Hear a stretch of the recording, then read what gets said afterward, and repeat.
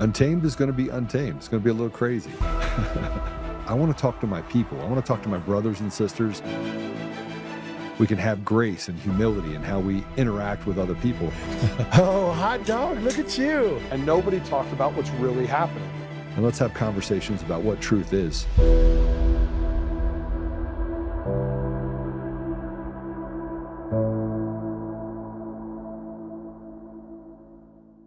I'm going to give the ridiculous a little bit of air today. And I didn't want to do it. I didn't want to give any air to the ridiculous. Man, there is this underbelly of just trash. And, you know, I go after Dan Bongino regularly, and I want to tell you about Rumble. We've been building a case against Rumble specifically. So I plan on sending something out to the CEO of Rumble, who, by the way, announced that Dan Bongino is exclusive on Rumble. Well, he's one of the largest shareholders of Rumble. Be kind of weird if you couldn't create a exclusive with Dan Bongino on Rumble. But my concerns actually lie with this, this group of mean girls, this high school banter that we get. And we have people that literally, I call them basement dwellers, that attack those people that are doing the hard work, that literally have put themselves on the line. And one of those guys is this guy that has this thing called The Bigger Truth. And you know when someone comes out and says something that they are the bigger truth, that they are just perpetual sniveling little liars. So I'm gonna read this open letter to Tina Peters. Now, Tina Peters happened to get on a call this morning with one of the team members that works with Tina, and I'll start by saying this. This Scott guy wrote a letter to President Trump and wrote a letter to Tina Peters and sent it to Tina, took the time to send it to her in jail. And this is how you know specifically that, number one, he wrote the letter to President Trump using Grok, using AI. It took me, I just picked it up, dropped it into Teacheries and said, hey, was this written by AI? And the whole thing was written by AI. Now that's one. And number two, the other side is a letter he wrote to Tina Peters. So I'm going to stop in the middle of this, guys, and I'm just going to, I'm going to be a little petty before our guest comes on. And this is me telling you out there, it has nothing to do with this piece of trash that I'm talking about, nothing. This has to do with a group of people who are doing everything they can to destroy people like Tina Peters while saying that they're on their side. They just make it up as they go along. And they make up not just the big details, they make up the small details as well. So, dear Tina, you subscribed to my Substack, Bigger Truth Media, for a month before your sentencing. So you may recall who I am. First of all, no, she doesn't recall who you are. And no, she didn't subscribe to your Substack. I'm writing because I want to help you and because I believe you're being pushed down a path that ends with you staying in prison far longer than necessary. I'm going to be direct. The people most publicly advocating for you are actively damaging your legal position and using your case to inflame the country. If you want a realistic chance at freedom, you must take drastic action. Fire every attorney connected to the current network around your case and replace them with independent, conflict-free Colorado counsel. Okay, so just so we're clear, he has no idea who her counsel is. So first of all, Peter Tickton is the president's counsel and friend. And number two, the current group of attorneys that are working with Tina is a group of attorneys across the entire country that are mostly working pro bono. And there are no good attorneys that operate inside of Colorado. It doesn't exist. You may not realize how your imprisonment is being used for propaganda. Joe Oltmann recently said on his podcast, while wearing a Trump hat, violence is probably the only answer at this point. I think it's going to take somebody doing something very drastic or a group of people doing something drastic to let them know they have They don't have any peace. A couple minutes later, he added, how do we get Tina out? How do we get 20,000 people? Do we surround the house of Jared Polis? Do we literally shake down the walls around him? I think Jared Polis should be hung. I think Jenna Griswold should be hung. Okay, do we have that clip? All right, let's play it. I want them to be tried for treason, tried for sedition, and if found guilty, I want them hung. Period. End stop. Stealing states, stealing the country, doing the things that they've done. It does not take a lot of time to actually fix these problems. But if we don't fix these problems, we have no country that we're going to be able to fix to begin with. That's my point. Hey guys, where's my hat? Where's my Trump hat? Do you guys see a Trump hat? Anybody? Patrick, you see a Trump hat? Are you sure? Guys, I don't even have a Trump hat. It gets worse. It gets worse. Your attorney, Peter Tickton, went on Steve Bannon's war room and demanded Trump send in the 82nd Airborne to break you out of prison, an act that would most likely lead to kinetic civil war. A few days later, he went on Oltmann's show to make an implicit threat against the judges who determine your fate, saying, I don't care if you're a judge, I don't care what you are. If you're a traitor to this country, you don't get excused just because you have a black robe on. Okay, do we have the Steve Bannon clip? Guys, you're not getting, find it for me. Because here's what happened. Steve Bannon said, I wish the 82nd Airborne would come in. And Peter Tickton said, I like that idea. But you can't tell the truth. If you can't tell the truth about the small things, we know that the bigger truth is just a bigger liar.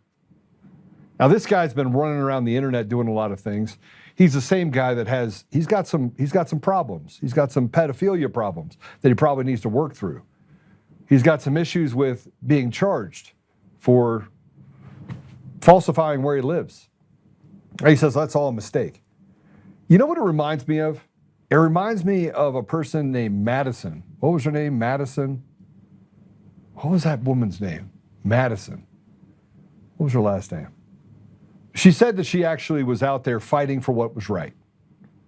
That she's fighting for the trafficking of women and children. She said that. She would raise money on that. She would get out there, and I had her on the show, and I asked her a couple questions, and I finally told my co-host at the time, I was like, this woman she's not being truthful. Well, that woman, Madison Marquette, that's it, Madison Marquette. That same woman has a $2 million bond, is wanted in 3 states for felonies, and her husband, common law husband, was a pedophile with an ankle bracelet. Go look it up. Go. If you think I'm kidding, go look it up.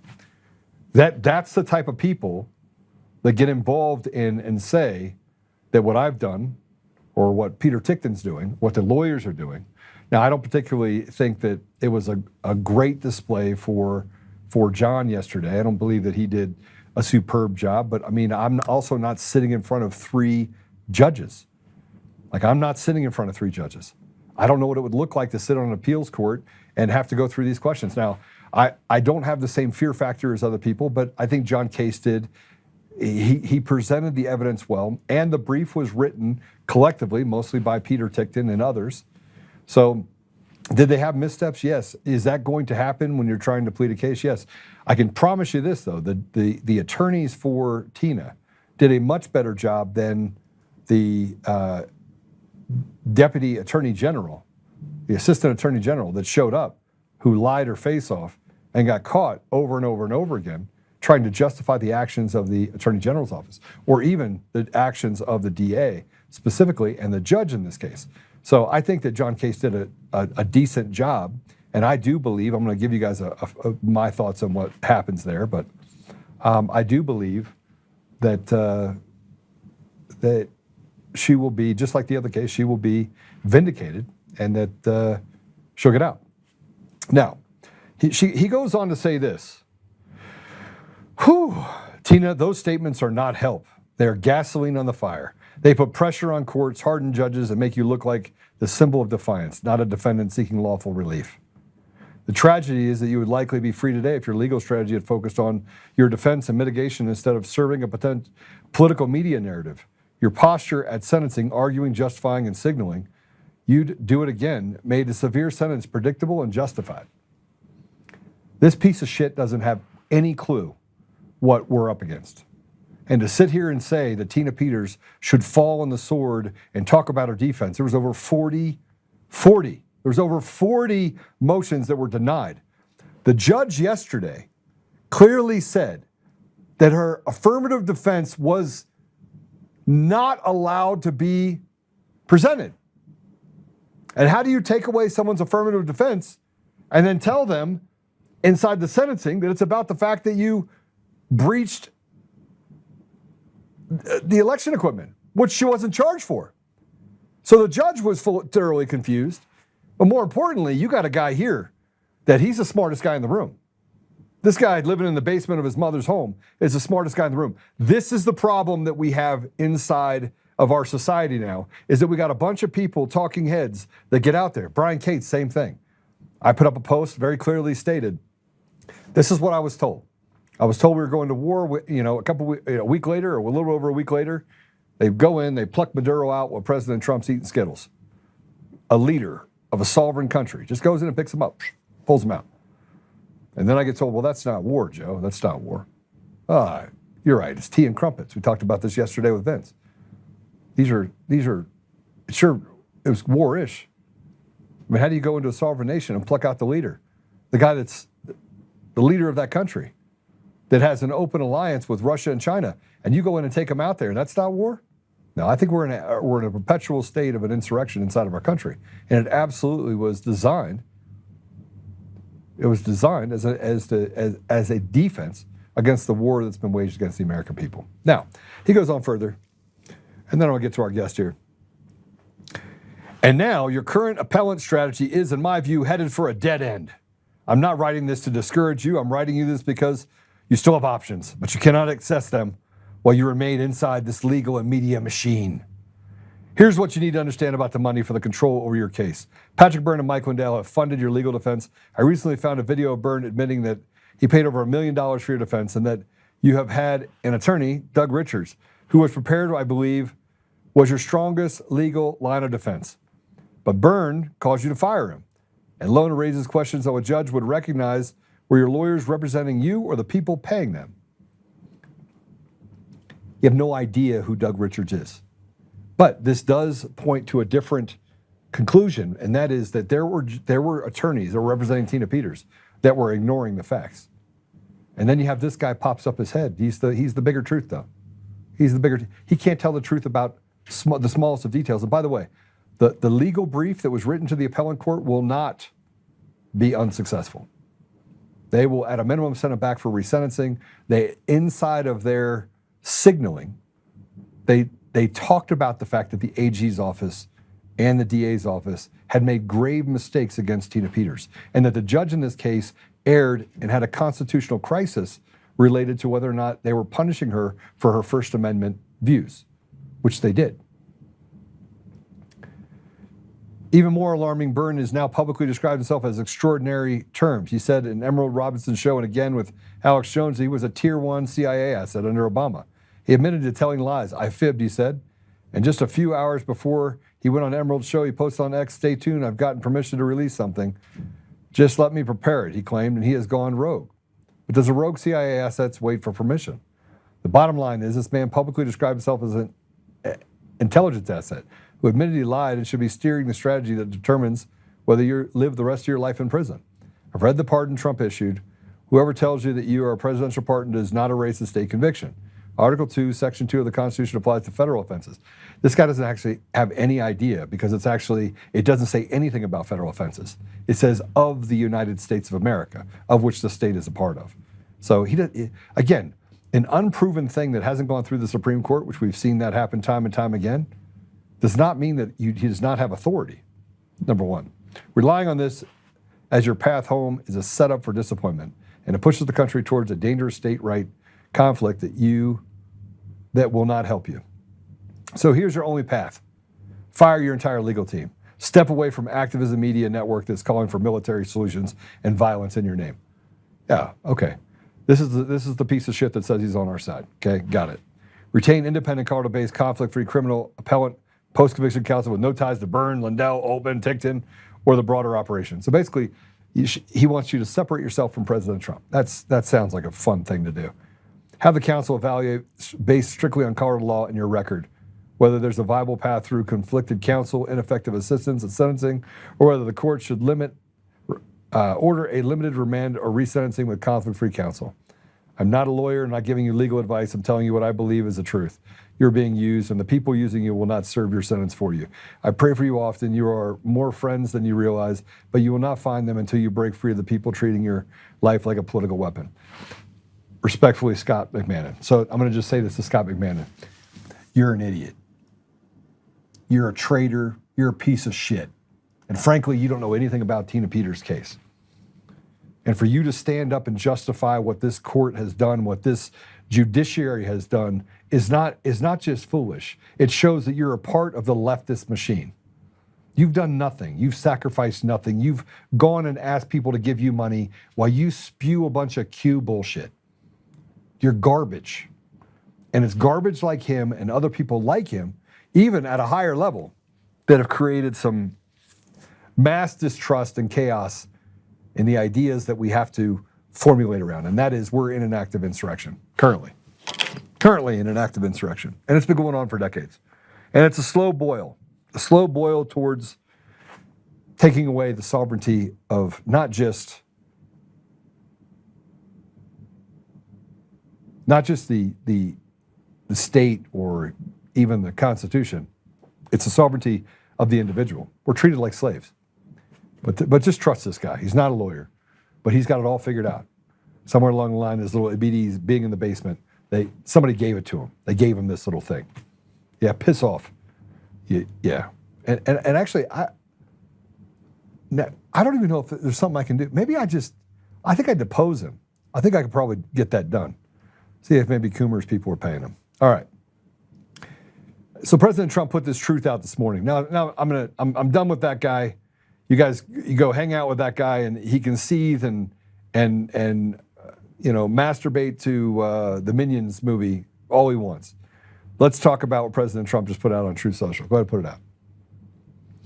If the corrupt politicians of Minnesota don't obey the law and stop the professional agitators and insurrectionists from attacking the patriots of ICE, who are not only trying to do their job, I will institute the Insurrection Act, which many presidents have done before me, and quickly put an end to the travesty that is taking place in the once great state. Thank you for your attention to this matter, President DJT. Now, let me just tell you something about this. If he does it, those people go and sit between a military tribunal. They don't go to sit in front of a judge.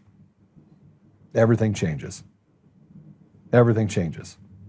If he enacts the Insurrection Act, which I frankly think he should, and you get rid of the machines and the mail-in ballots, I think he has no choice but to do it, because we have rogue states that are sticking together much like they did 160 years ago.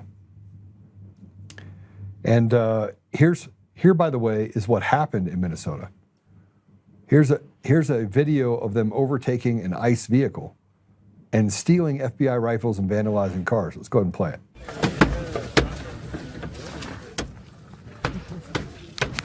Almost there. Oh, wow.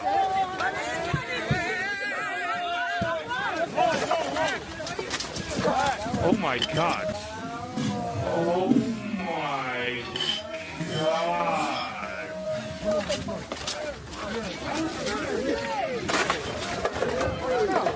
Bullets? There's some bullets. Hey, that's what he said? I don't know.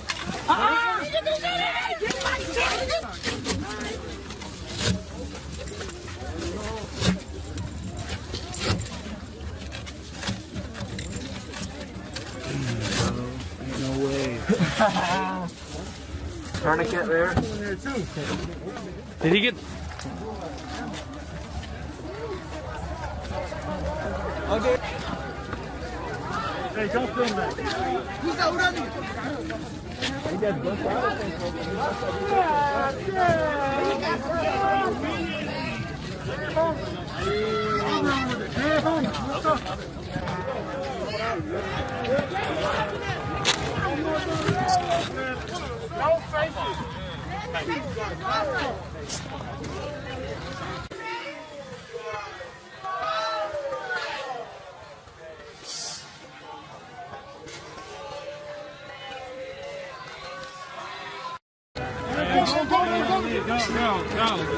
Oh, shit.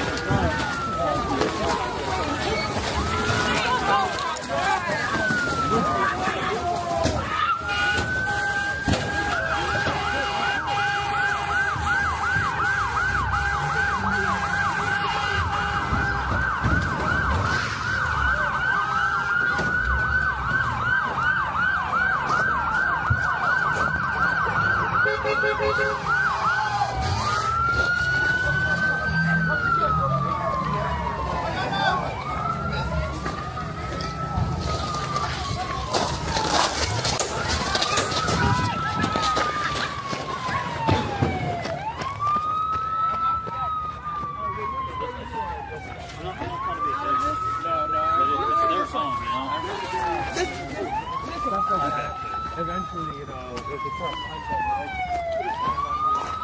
that's where it goes.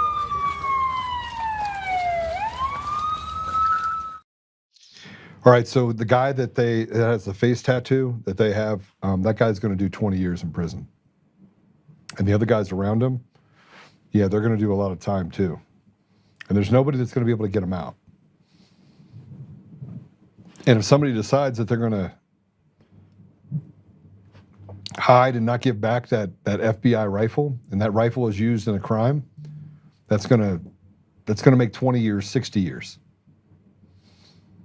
So this brings up the post that Kyle put out. He put up a post that's a legit question. He said, legit questions. I thought those people were worried about citizens owning guns. Is this checkmate? And you have Tim Walz that's saying, he said he wanted cell phone video to bank evidence on future prosecutions. This tells you that they think that they're going to win in 2026. President Trump, they think they're going to win.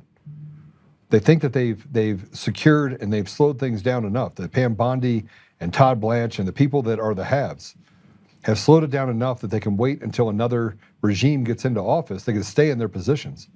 They can do what they can to take away and persecute people just like they did in 2021. We are headed towards a brick wall. And I don't think the only way we're going to get out of it is to do something about it. And here, by the way, is Tampon Tim. He had something to say. Let's go ahead and play this cut. Take out that phone and hit record. Help us create a database of the atrocities against Minnesotans, not just to establish a record for posterity, but to bank evidence for future prosecution. You need to arrest him for sedition. You need to arrest him for treason. And we're way past the time where you can wait for Pam Bondi to do something with the DOJ. If we don't institute a federal rule of military action based on sedition and treason against our country, we're done. There's no difference between what we're facing right now and what we faced 160 years ago. The playbook is the same. We've just got to figure out a way that we can overcome that. And lastly, before I bring our guest on, let me tell you about our guest. Dale is a Delta Force veteran. He's a Green Beret, he's an author. He did 10 years with Delta Force. I'm sure he would have done 20 if you'd have given him the chance to. He's the famed breacher in the Panama and the Modelo prison in 1989, team leader. Green Beret, he's a weapons expert. He's a guy that I want to have in my backyard. 82nd Airborne, 9.5 years with a USG paramilitary operative, and combat tours in Grenada, Panama, Iraq, Somalia, and Afghanistan. I probably could have some good stories with him about some of the stuff that he did. I want to talk to him about time there.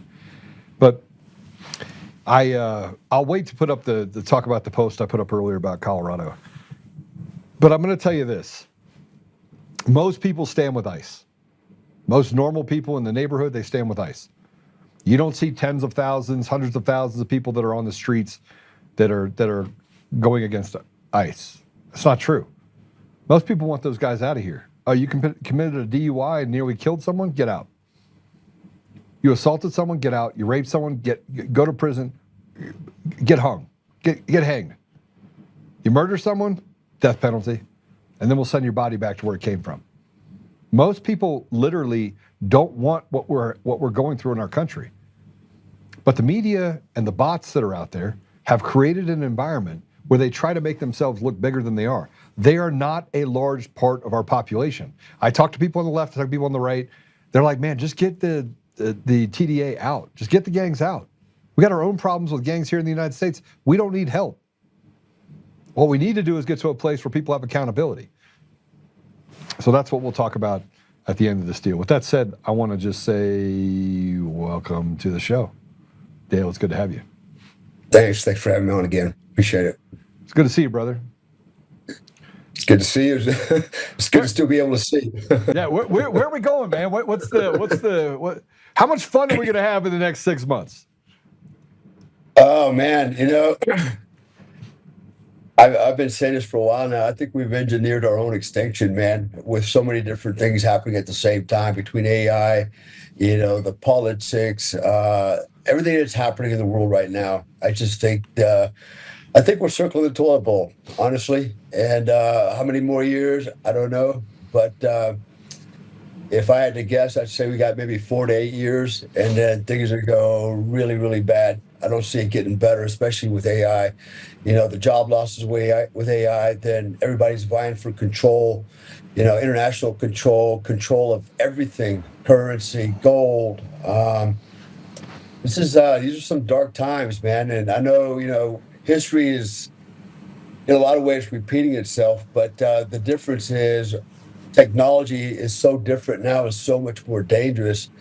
And people are crazy. That's the other part. You would think people that, you see people that have high levels of education and they're dumb as a rock, doing just things that's like, this is unfathomable. How can a person with this level of intelligence make these bad decisions? And sometimes I wonder it is deliberate, and other times I just really do believe people are that dumb. And well, I mean, let's talk about that. Let's talk about that specifically, because we overvalue education and undervalue competency and common sense. I don't believe that you can read a book and take a test and you can tell me that you're educated. That doesn't make you educated. And our educational system today does not teach the fundamentals of the things that are necessary.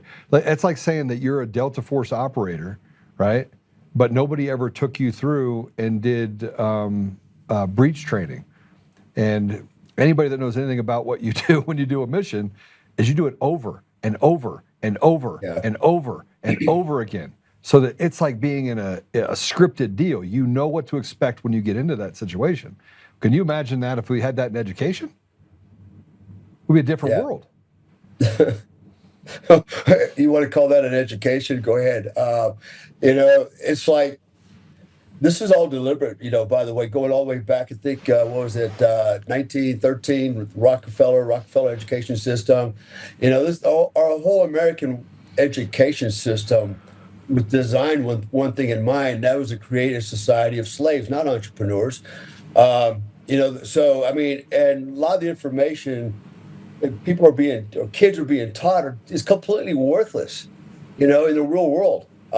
It's nothing but programming is all it is. It's programming so that you learn how to stand in a line, raise your hand, when the bell rings, sit down, when the bell rings, stand up, follow orders, and it's regimentation. And I have this tendency to go and sign up and do seminars, classes. I've been doing it for years, right? And so I go in and they'll say, okay, they're doing this deal on AI, and I'm like, all right, I want to take that. I'm going to go do that. It costs like $3 or $4 grand. Last 8 weeks, you get tested on it. Sometimes it's 12 weeks. But you take that, you go through this program, and most of the time you will have one day where you have to be in person, so you'll have to fly to New York or you'll have to fly to whatever state the university is in. And then the rest of it is done online. And I'm going to tell you something, Dale. The amount of stupid that you deal with when you walk through these little small groups, I'm like, how in the world, how do you even dress yourself in the morning, right? It makes no sense. You're talking about and most of the people that are in these classes are younger. I do it because I'm fascinated by information. I want to learn more, right? But most of the people in there are 25, 26, 27, young guys, girls, and they use the word like about 300 times. Like, Dale, I don't know what that word is, but at one point I had to stop and be like, if you say that like word one more time, I'm gonna reach through this phone and choke the shit out of you. Like, you know what I mean? Well, I mean, you ain't wrong. That's for sure. Yeah, our education system has definitely failed Americans, and yeah, it's not just the young people, man. I mean, go on LinkedIn sometimes and read some of the comments from people with postgraduate degrees, advanced degrees, lawyers, and you read some of the crap they write. It's like, how is it this person even got a degree when, I mean, it makes absolute, and I'm wondering, am I somehow being duped here or gaslighted, or is this a bot that's doing this? I mean, a human being can't possibly think like this. And a good example, right, was when they, what's her Bucky got nominated for the Supreme Court, Brown, and they asked her, "Do you know what's the difference between yeah, what is a woman?" And when this person can't answer, either she's really stupid or she's really a disingenuous person. She's lying, right? She's a manipulator. Either way, she's wrong. Either way. And why, and here she is now, sitting on the court in the bench when was it yesterday, right? They went over the whole transsexual, transgender, women's sports, blah, blah, blah. It's like, okay, how is she gonna weigh in on it when she doesn't know the difference between a man and a woman? I mean, she couldn't admit it before, so what's changed? Nothing. So this is why we're so upside down. This is why I have literally no hope. Because it's not because this administration is not trying, albeit I don't think they're trying hard enough. For example, how come Bondi hasn't arrested one person yet? Not that I'm aware of. No. She arrested a contractor. She arrested a contractor that gave up or gave information about the fact that there might have been an operation happening in Venezuela. She arrested that person. So she'll go after, I call those the have-nots. Those are the useful idiots, right? Right. But what about the haves? What about the people a part of the cartel, the enforcers, the earners, the captains? We haven't touched one of them. Not one of them. No. It makes you wonder what's going on. I mean, we're almost a year into this election, presidency. And what's happening here? I hear a lot of noise, the Epstein files, blah, blah, blah, a little bit here, a little bit there. And everybody's, calls Donald Trump a fascist and this and that and that. You know what? Here's my advice to Donald Trump for what it matters. Just be the fascist. Screw it. Just do it. Right? Just do it. Do everything except you're going to do. Just do it. Mr. President, I just need you to just be the fascist that you need to be. They've already accused you of it, so just do it. I'm good with that. Okay. Go ahead, start arresting people. The hell with it. I mean, if you're gonna accuse him of that, they're gonna call me a racist, misogynist. Okay, I'll be your racist, misogynist. I know what the real truth is, but just you can't be an operator and be a racist. It's impossible. I know, right? I mean, no. Well, nobody's called me a racist. I mean, they'd like to, but it's going to be hard to do. All the Hispanics that can run, jump, or swim, they're all operators. Yeah. Right. And all they have to do is hang out with you guys for about 5 minutes, and your racist will come out of their mouth like 300 times to all of you, no matter what color you are.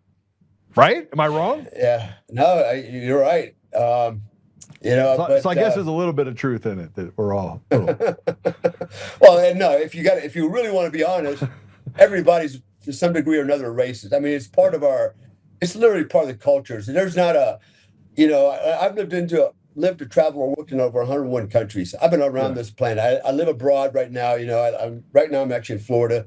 For all my enemies out there that want to come and get me. Well, that's abroad. Kind of. It is kind of a foreign country here, believe it or not. It's a good one. But, culturally, man, American culture is one of the best in the world, and even for example, my wife's Indonesian, my son's here also, he's Indonesian, and they look at the American culture and they're like, wow, Donald Trump, they're just like, yeah, they just love this guy. They love Americana. They love the culture we have or perceivably have, but the world looks at us differently. I hear all these clowns on there that never left the borders of our country talk about how the rest of the world hates us. I'll tell you that's not true. Living abroad, when this thing then went down in Maduro in Venezuela, people were like, "Wow, that's American right there, right? Why can't we have a president like Donald Trump?" That's what I'm hearing out there. I'm not hearing, Donald Trump's a fascist, racist. That's all left-wing bullshit, but the rest of the world that's got a couple live brain cells, they don't see it that way, and they actually admire Donald Trump. They admire the American culture. They see what's going on. They're not idiots either. They see the as you mentioned, the insurrection from within.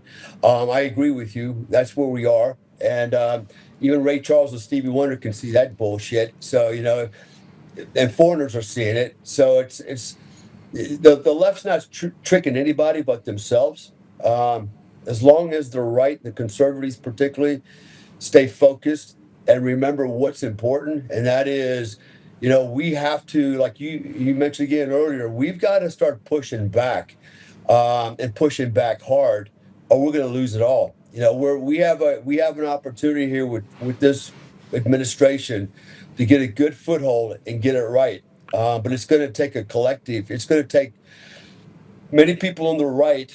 We already have, the rhinos, already going against Donald Trump, man. It's like, why can't this team play as a team? Why do we have to have these Una Via MFs in there? They got to go their own way because they got to make a statement and derail the entire process.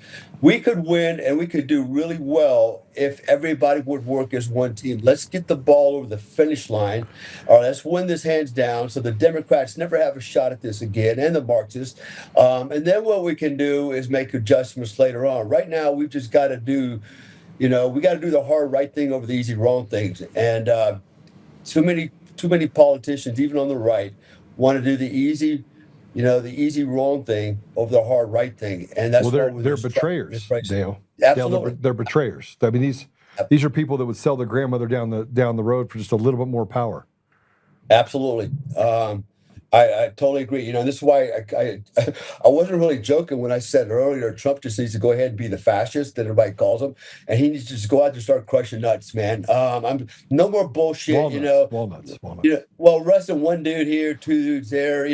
Man, they ought to be loading up tractor trailers with these monkeys and locking them up for 50 years, man.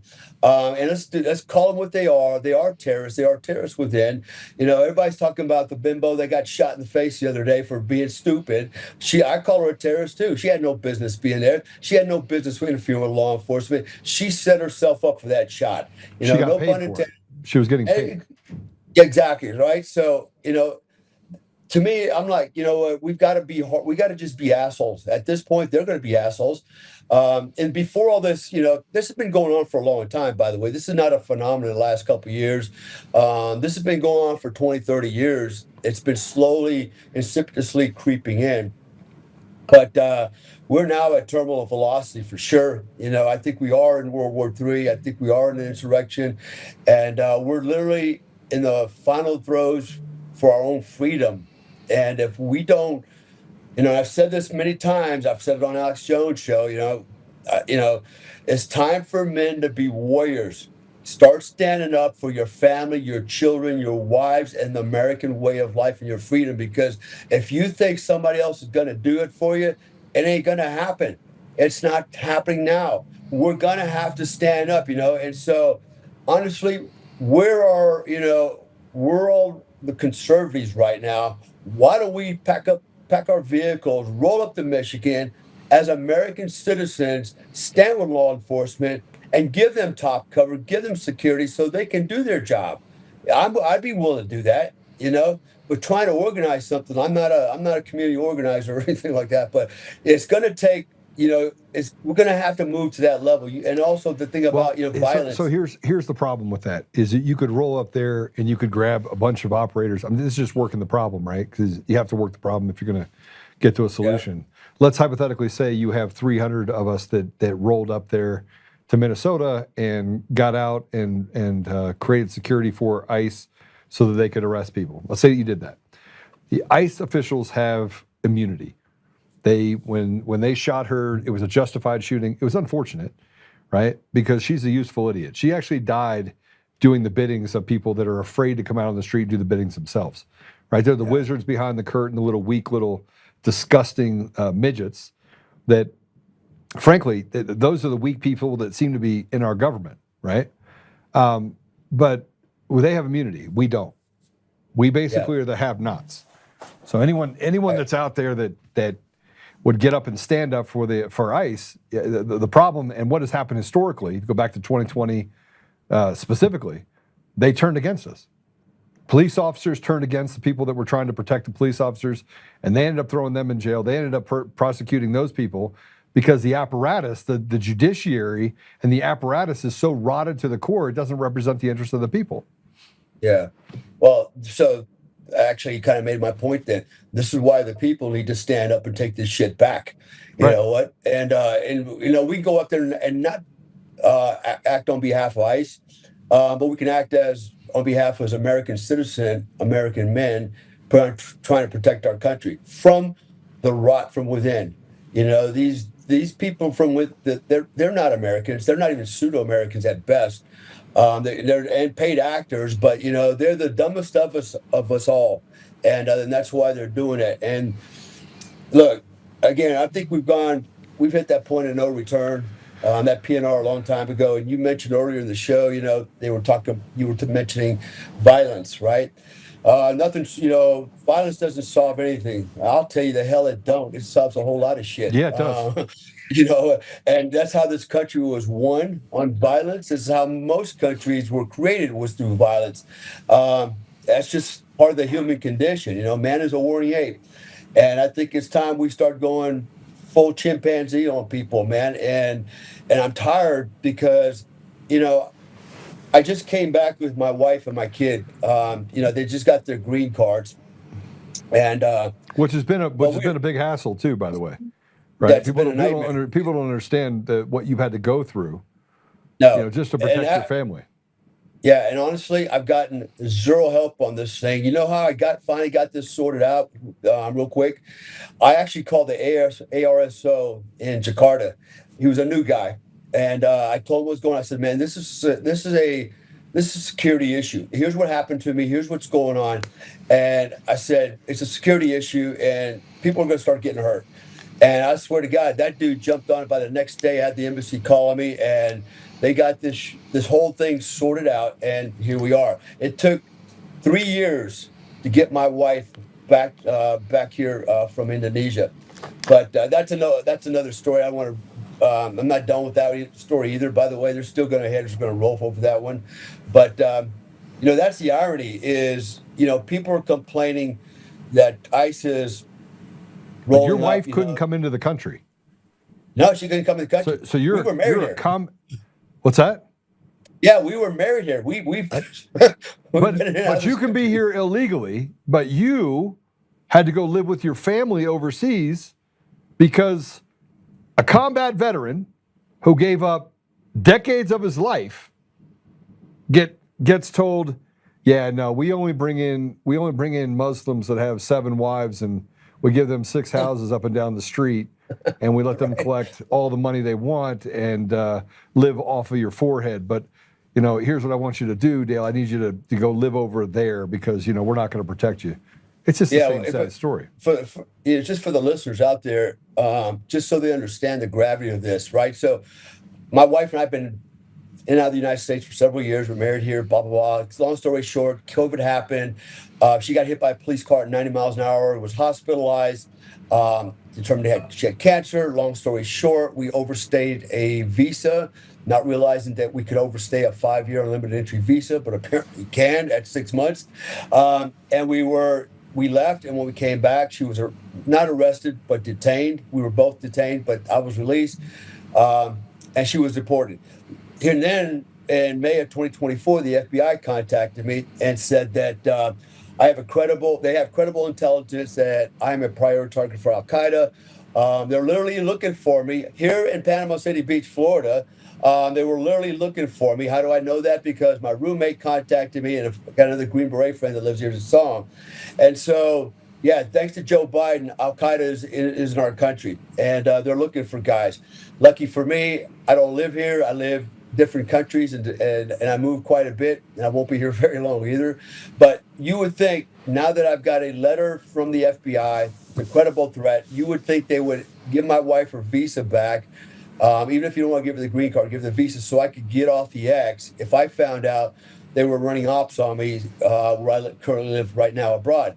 And nope, here I am since May 2024, just now left the country with my wife. You know, they had no intention of helping me and my wife, and this is the Biden administration. They would rather leave me out there and let me and my family get killed as an American veteran than give my wife her visa back.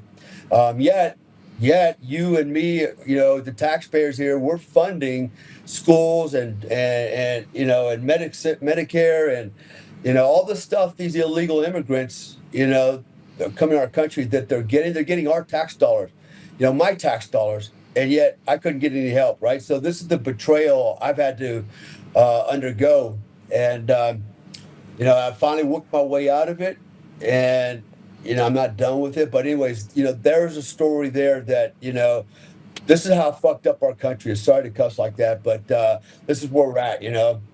We allow the criminals to come in, we allow the terrorists to come in, and we keep guys like me that have served this country, never been in trouble. I got 2 speeding tickets my whole life, never been in trouble, and, you know, I can't bring my family back to the United States. I can't get off the X.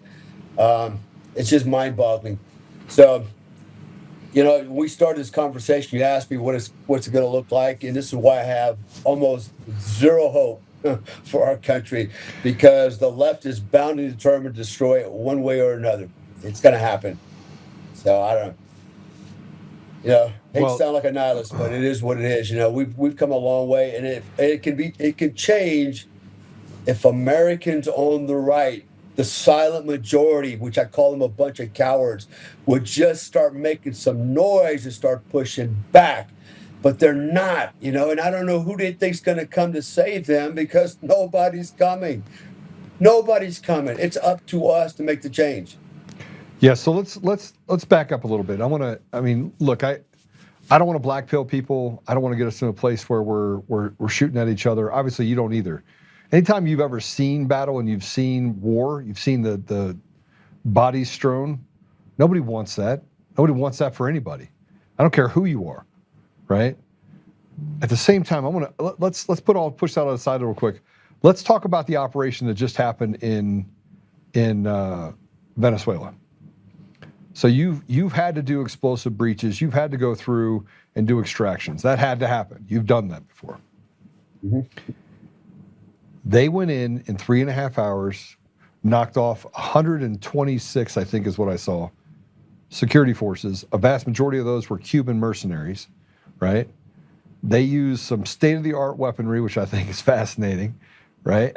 And they plucked him out of a country, a sovereign nation, like they were going to the grocery store without one casualty, and pulled out the leader of that country, the wealthiest country, arguably, by resources in the entire Americas.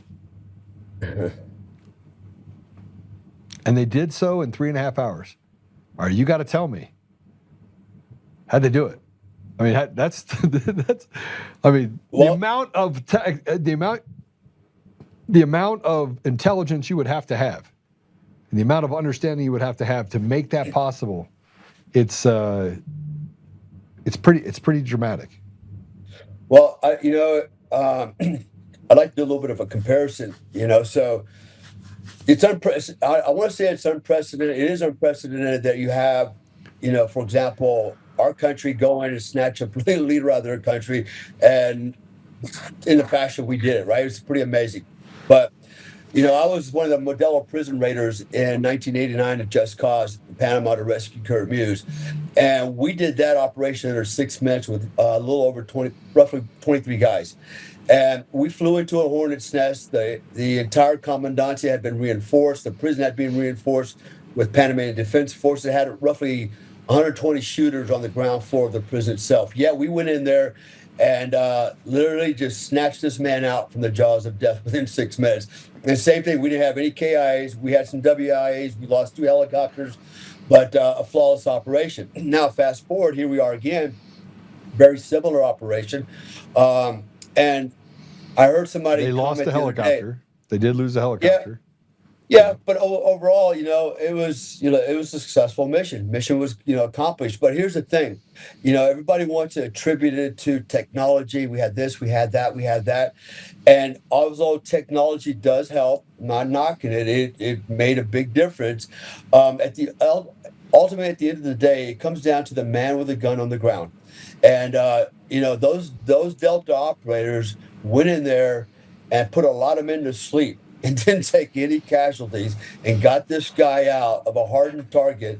That's just that speaks volumes to the selection process for Delta, the people that it select, the level of training that has gone into these men, and the equipment and the funding and all the resources that we have put towards that unit since its conception just keeps paying off. It just keeps paying off over and over and over. And so when you put money and training into a force, what you put into it is what you can get out of it. And they put everything into this unit, everything. And so now we've got probably the rest of the world, a lot of leadership out there quaking in their boots, going, "Oh shit! If they can do that, what can they do to me?"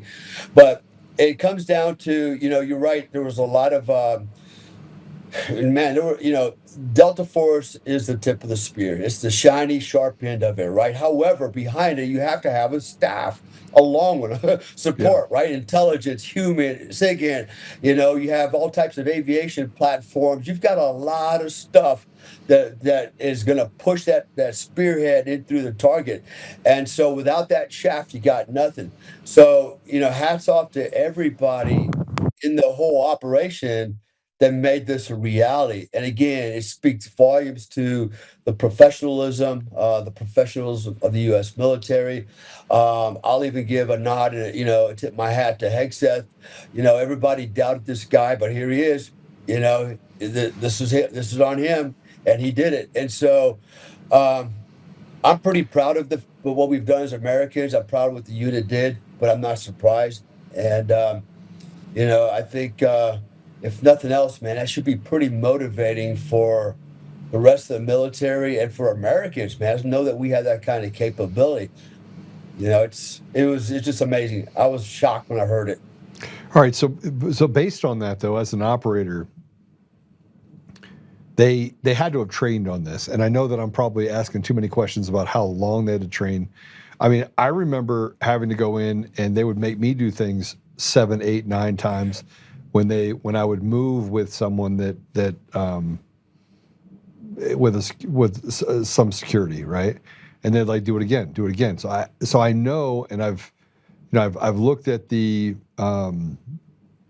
ROE manuals and things like that on how you engage. So you have to be well versed on every operation, right? But this is different. They took him alive, which is unbelievable.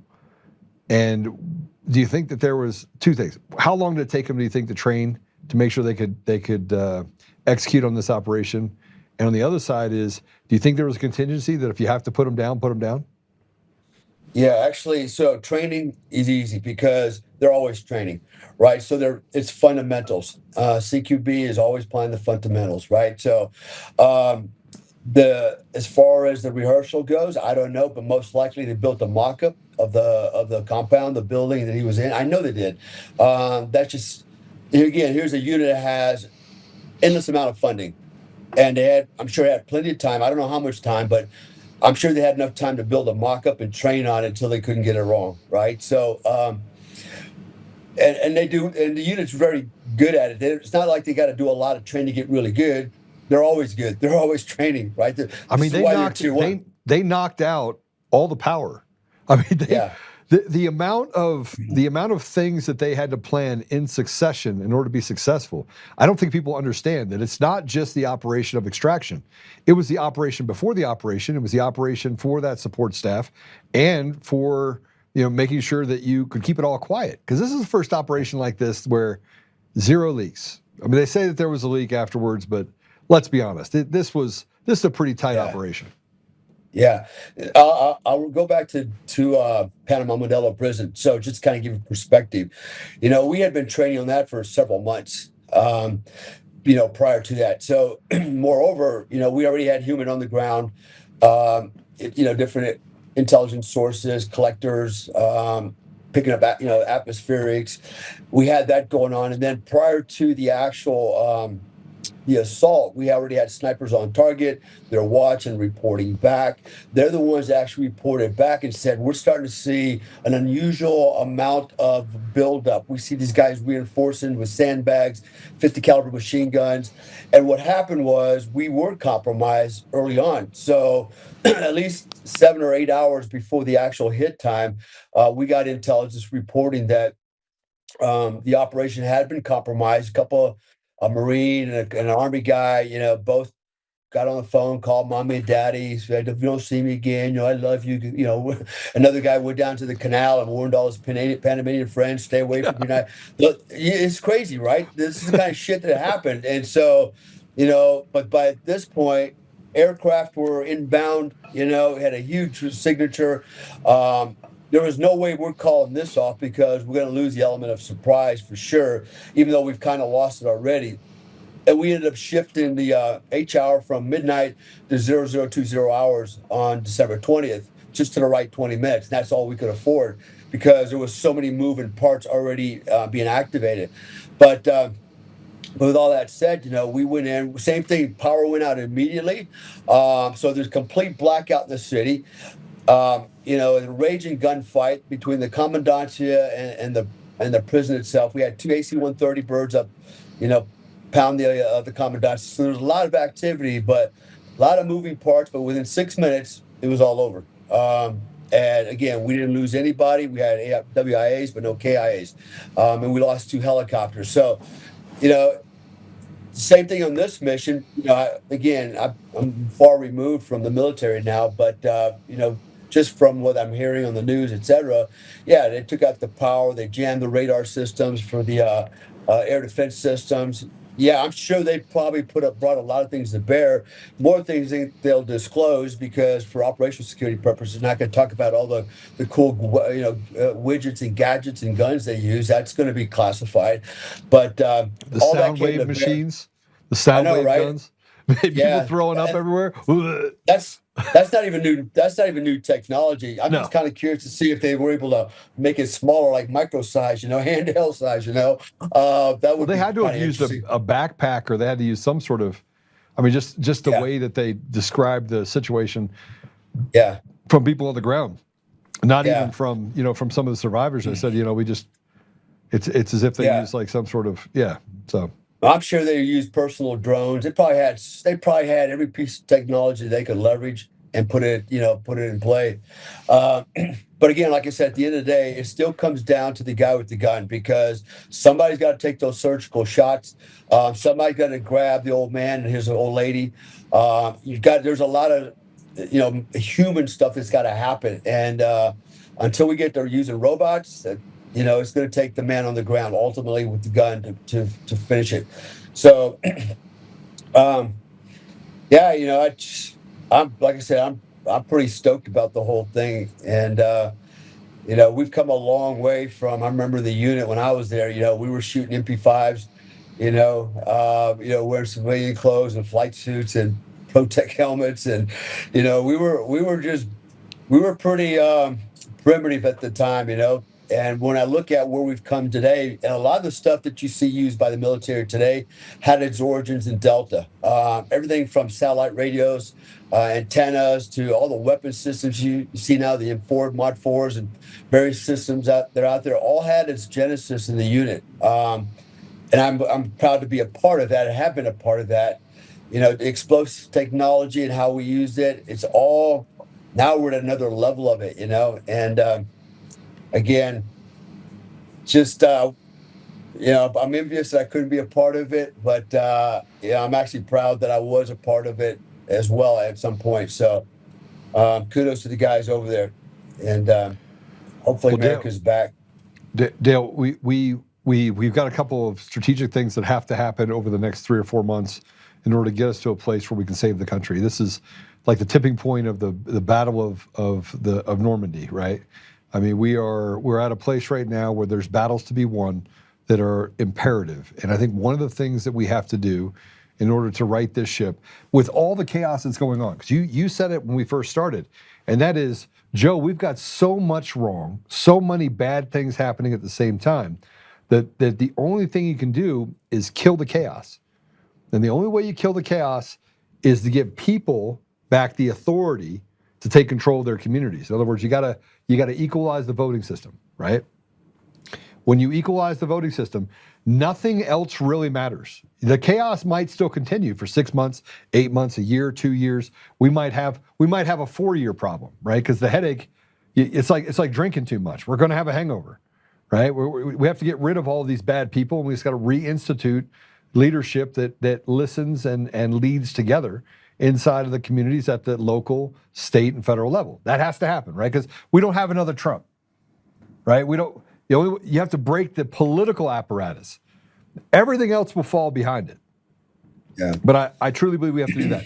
So if we're able to do that, if we're able to get rid of machines, mail-in ballots, get rid of some of these, have more support, like I said, I think that most of the country supports ICE, and we're able to do those things. Do you see that 4-year window that you're talking about leading towards healing, or do you think we're still headed towards the ultimate destruction of, okay, we're still in massive, massive trouble? Yeah. So I like everything you just said, but here's the other part of it, right? That but everything that comes before "but" is bullshit. Well, here's the problem, right? We complain about immigration every day. Yeah. Listen, my mom who has a green card, she's actually finally going to get her citizenship after I don't know how many years now, 50-something years, holding a green card. My wife's got a green card. My son's got a green card. They earned it. I'm all about immigration, right? America was founded on immigration, legal immigration. But we're all complaining about assimilation has to be part of immigration. Absolutely, right? Exactly. Okay. They got to assimilate to our culture, right? Don't bring your culture and make me adapt to it. Learn how to speak your language. Learn how to speak my language. But the problem is this: we're so focused on all the illegal immigrations that have come in, but nobody's ever talking about the problem with AI and how pervasive it is. Soon, within a couple of years, probably 70 to 80% of the world's population won't have a job anymore. We're not paying attention to AI, and it's just, no matter what we do in America to save it, if we don't address this AI issue, employment, and all the things that go along with that, there will be nothing left to save, and I think it will just create more chaos. Can you imagine in 4 years from now, let's just say 60% of the population doesn't have a job anymore and won't find a job because it's been replaced by AI. What do you think that's going to do to the social fabric? What do you think that's going to do to crime? Where do you think that road's going to take us, right? So, well, we already know what you're saying. I mean, look, the World Economic Forum came out in 2011, 2012, saying there'd be some massive changes and shifts in human behavior. They already knew about it. They were pursuing this thing called a quantum computer.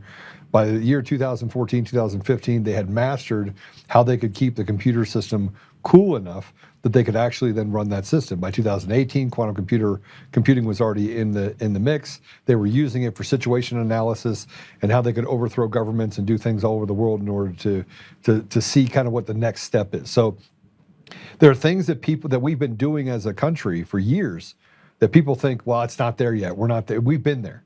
Okay, we've been, like the weapons you talked about. They're not old technology. The creating a micro environment where you can operate it is relatively new. But when we talk about AI, the World Economic Forum knew about this. Yuval Noah Harari talked about this when he said that we needed to reduce the population of the country and the world by 90 to 95%. Bill Gates was over in Africa trying to sterilize entire groups of black people. That's not by accident. He knew. These people knew. They had been working on this for a long time. Right? And the only way you combat AI is with sticks and stones. In other words, you get back to the basics so that you can make sure that you have a functioning society. And I think this is the point, right? So this is why Trump is so important right now. We have to win decisively. It can't be, if you keep messing around, we're going to come and get you. It's got to be, no, we're coming to get you today. The tractor trailers are going to load your asses up. The shit stops now. We've got to get hard, man, because we don't have a lot of time. And because ultimately, if we can get this right and we can get our country back and we can get the control back under Trump, Trump can now make moves to say, you know what, we're not playing the World Economic Forum game. We're not doing this. We're not going digital currency for everybody. It's voluntary. We're still going to have fiat, right? All those things that keeps us from getting enslaved. He's going to leave that out. He's going to allow us to live freely. I believe he will do that. And but if we don't win this decisively, we'll have to bend over for the World Economic Forum and the rest of the world. So the problem with the haves versus the have-nots is that the haves think that they're always going to exist, and that the have-nots are the ones that are expendable, right? Yeah. That's the issue that we face. When you're in the mob, you don't feel like you're expendable. You don't feel like you're you're at risk. So any decision that you make, because you're immune from all of those decisions. Like if you're inside the judiciary, you're not worried about losing your job. They'll make a couple examples out of people, and you might get caught in the net. But most people are not gonna. They're gonna throw, hey, just resign, retire. Like we'll move on from you, right? So yeah, it's optics and kabuki theater. Most of the time, what you're dealing with Pam Bondi, Todd Blanche, and what you have in this judiciary, and in the DOJ and the layer of the den of evil, there's no consequences, none. No, and this is the thing with leadership. With real leadership, there's accountability and responsibility, right? Right. But we're not seeing that. We're seeing people in leadership positions doing absolutely nothing but talking. Why have we not arrested more people? Like there should be a lot of people sitting in jail right now waiting for their day in court, and it's not happening. And as long as we're not holding people accountable at every level, they're just going to keep doing what they're doing. And this is why they're getting away with it, is because there's no accountability. We're not enforcing the laws. We're not doing anything. Yeah, we're going out and arresting people with ICE. They're doing their job. But it's going to take more than that. It's going to be all the protesters, those antagonists that are interfering with law enforcement. They need to be held accountable. Not only them, but guys like Tim Walz. Right, the puppet masters, these guys that are, encouraging people to go out and do this and do that and take videos and blah, blah, blah, they need to be held accountable as well. And like I said, it's a big machine, and it's got a lot of moving parts, and we need to figure out where we need to shut down some of the key pieces on this, take out some of the key figureheads, like Walz and all those monkeys in Minnesota, right? All the bullshit they're pulling. California, we can go on and on and on. But if there's not going to be an accountability responsibility, nothing's going to happen. And that's why I sound like a nihilist, because I really don't have a lot of faith that this is going to work out. I think we've gone too far down the road. And the only way we're going to either turn it around or change direction is going to require American civilian. It's going to take American men, just American men, to go, you know what, our government can't help us. They're overwhelmed. The law enforcement can't help us. They're overwhelmed. It's time for us to exercise our rights, our Second Amendment right, and stand up and protect our country. I sound like a revolutionary, you know what, but at some point, it's got to change, man. It can't keep going this way, and I hate when I hear men, I'm just turning off the news. I don't want to hear all that. It's just, man, that's exactly what they want you to do. They want you not to pay attention. They want you to think that somebody else is coming to save you. Nobody's coming to save you. I thought somebody would save me and my family. I thought for sure that's an easy one. Surely they wouldn't leave me out here to die, with my wife and my family. Oh, yeah, they would. And they did. Right. And so, I finally was able to extract myself because I made one good phone call to the right guy who actually did his damn job. One guy did his damn job, out of all these people. Other people tried to help me. There's some really good men out there that have tried to help me, and they just kept hitting walls because the system's broke. And again, I say this, with all my heart. Nobody's coming for you, man. Nobody's coming to help us. If we don't do it, nobody's going to help us. Do you see help? It's not there. This gets to the part where in a lawless society, you only have one choice. And that one choice is that you must act. You must act in that environment. So, Dale, I look forward to connecting back with you. We got another guest in. I went over a little bit, but it's always great to have you on. Thanks for having me. And I want to say this. Thank you. And you just tell me where I need to go. If we've got to start building a fraternity. We talked about this before. And then that fraternity has to be able to say that, hey, I am my brother's keeper. And I think ultimately when we are going that direction, but we have to deal with the infiltration issue and the radical nature of people saying, all right, let's go shoot people. Well, the goal is not to shoot people. The goal is not to go to war. The goal is to, as a community, stand up and protect each other, right? And then that leads as a deterrent, just like you would if you had a deterrent in other areas as well. So, yeah, thank you, brother. Yeah. Appreciate you. Thank you. Appreciate it. How do people follow you? How do people follow you? Real easy. DaleComstock.com. I'm on Facebook, Instagram, Official American Badass. So, I'm not hard to find. All right. Hey, God bless you. Thanks for coming on. We'll see you again soon. Thanks, sir. Take care. Take care. Bye-bye. He's not playing around, and he's not kidding. It's not like he's saying this stuff to be hyperbolic. He doesn't have to be hyperbolic. He was with Delta Force, right? Hyperbolic would be when you go into a prison and you put your life on the line, knowing that there's a chance you might not come home. This just brings me back to the place where we keep fighting. We started this off by talking about this little prick that wrote this letter to President Trump and wrote this letter to Tina Peters, as if he has ever had a seat at the table. And the thing about Dale is Dale's had a seat at the table. He's walked through this. And now what he's saying is, hey, listen, the only way out of this is to make sure that we make drastic decisions. It's like having a kid that's off the rails, and you got to put your hands on him to make sure that your kid actually does the right thing so you can protect his future.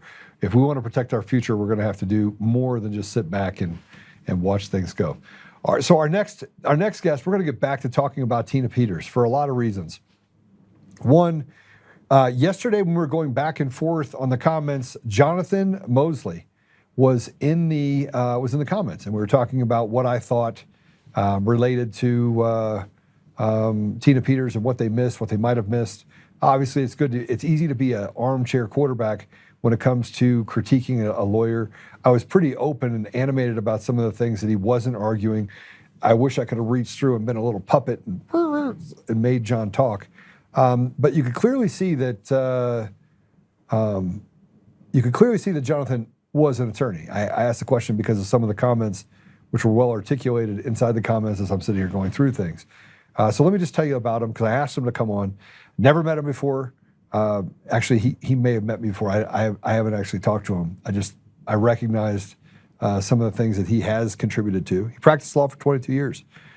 He's from the East Coast of Virginia. He graduated from George Mason University. He's defended clients on J6 capital cases, including some of the Proud Boys and Oath Keepers. And he handled related litigation and under significant scrutiny and challenges. He's a writer and commentator.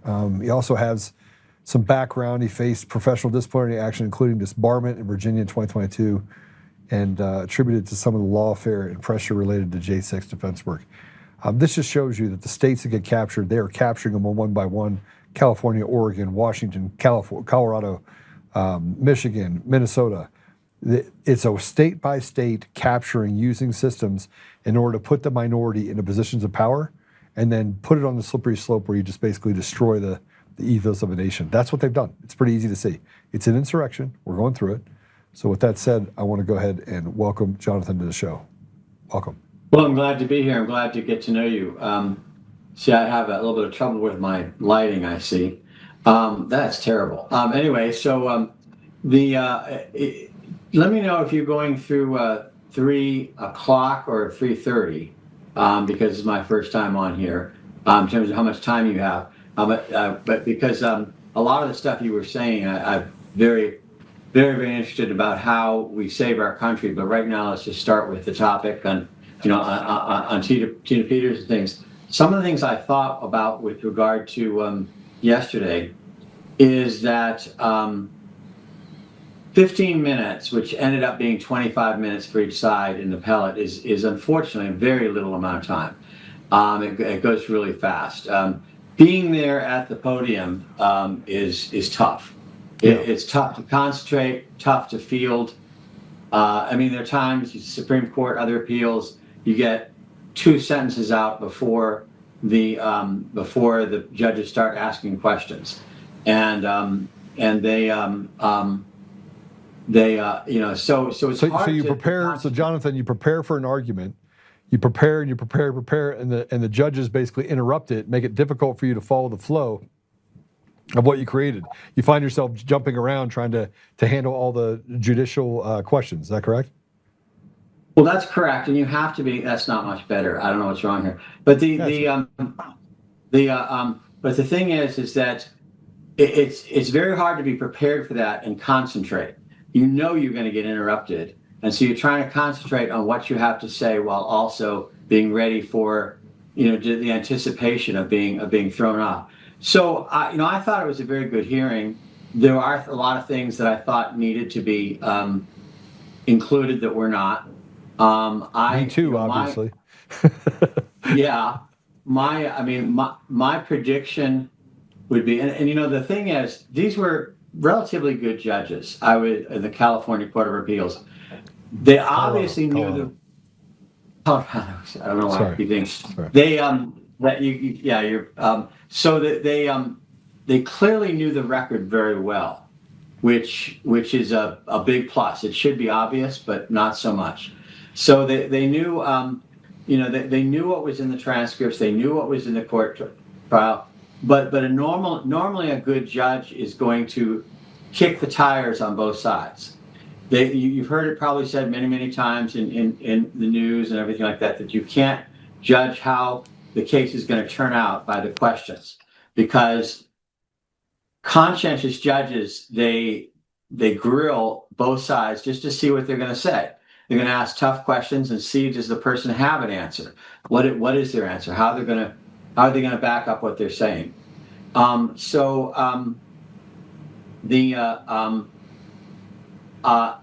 Nevertheless, the nature of the questions and where they took the judges, I think, in spite of that warning, I believe that, I predict that there's going to be a split decision.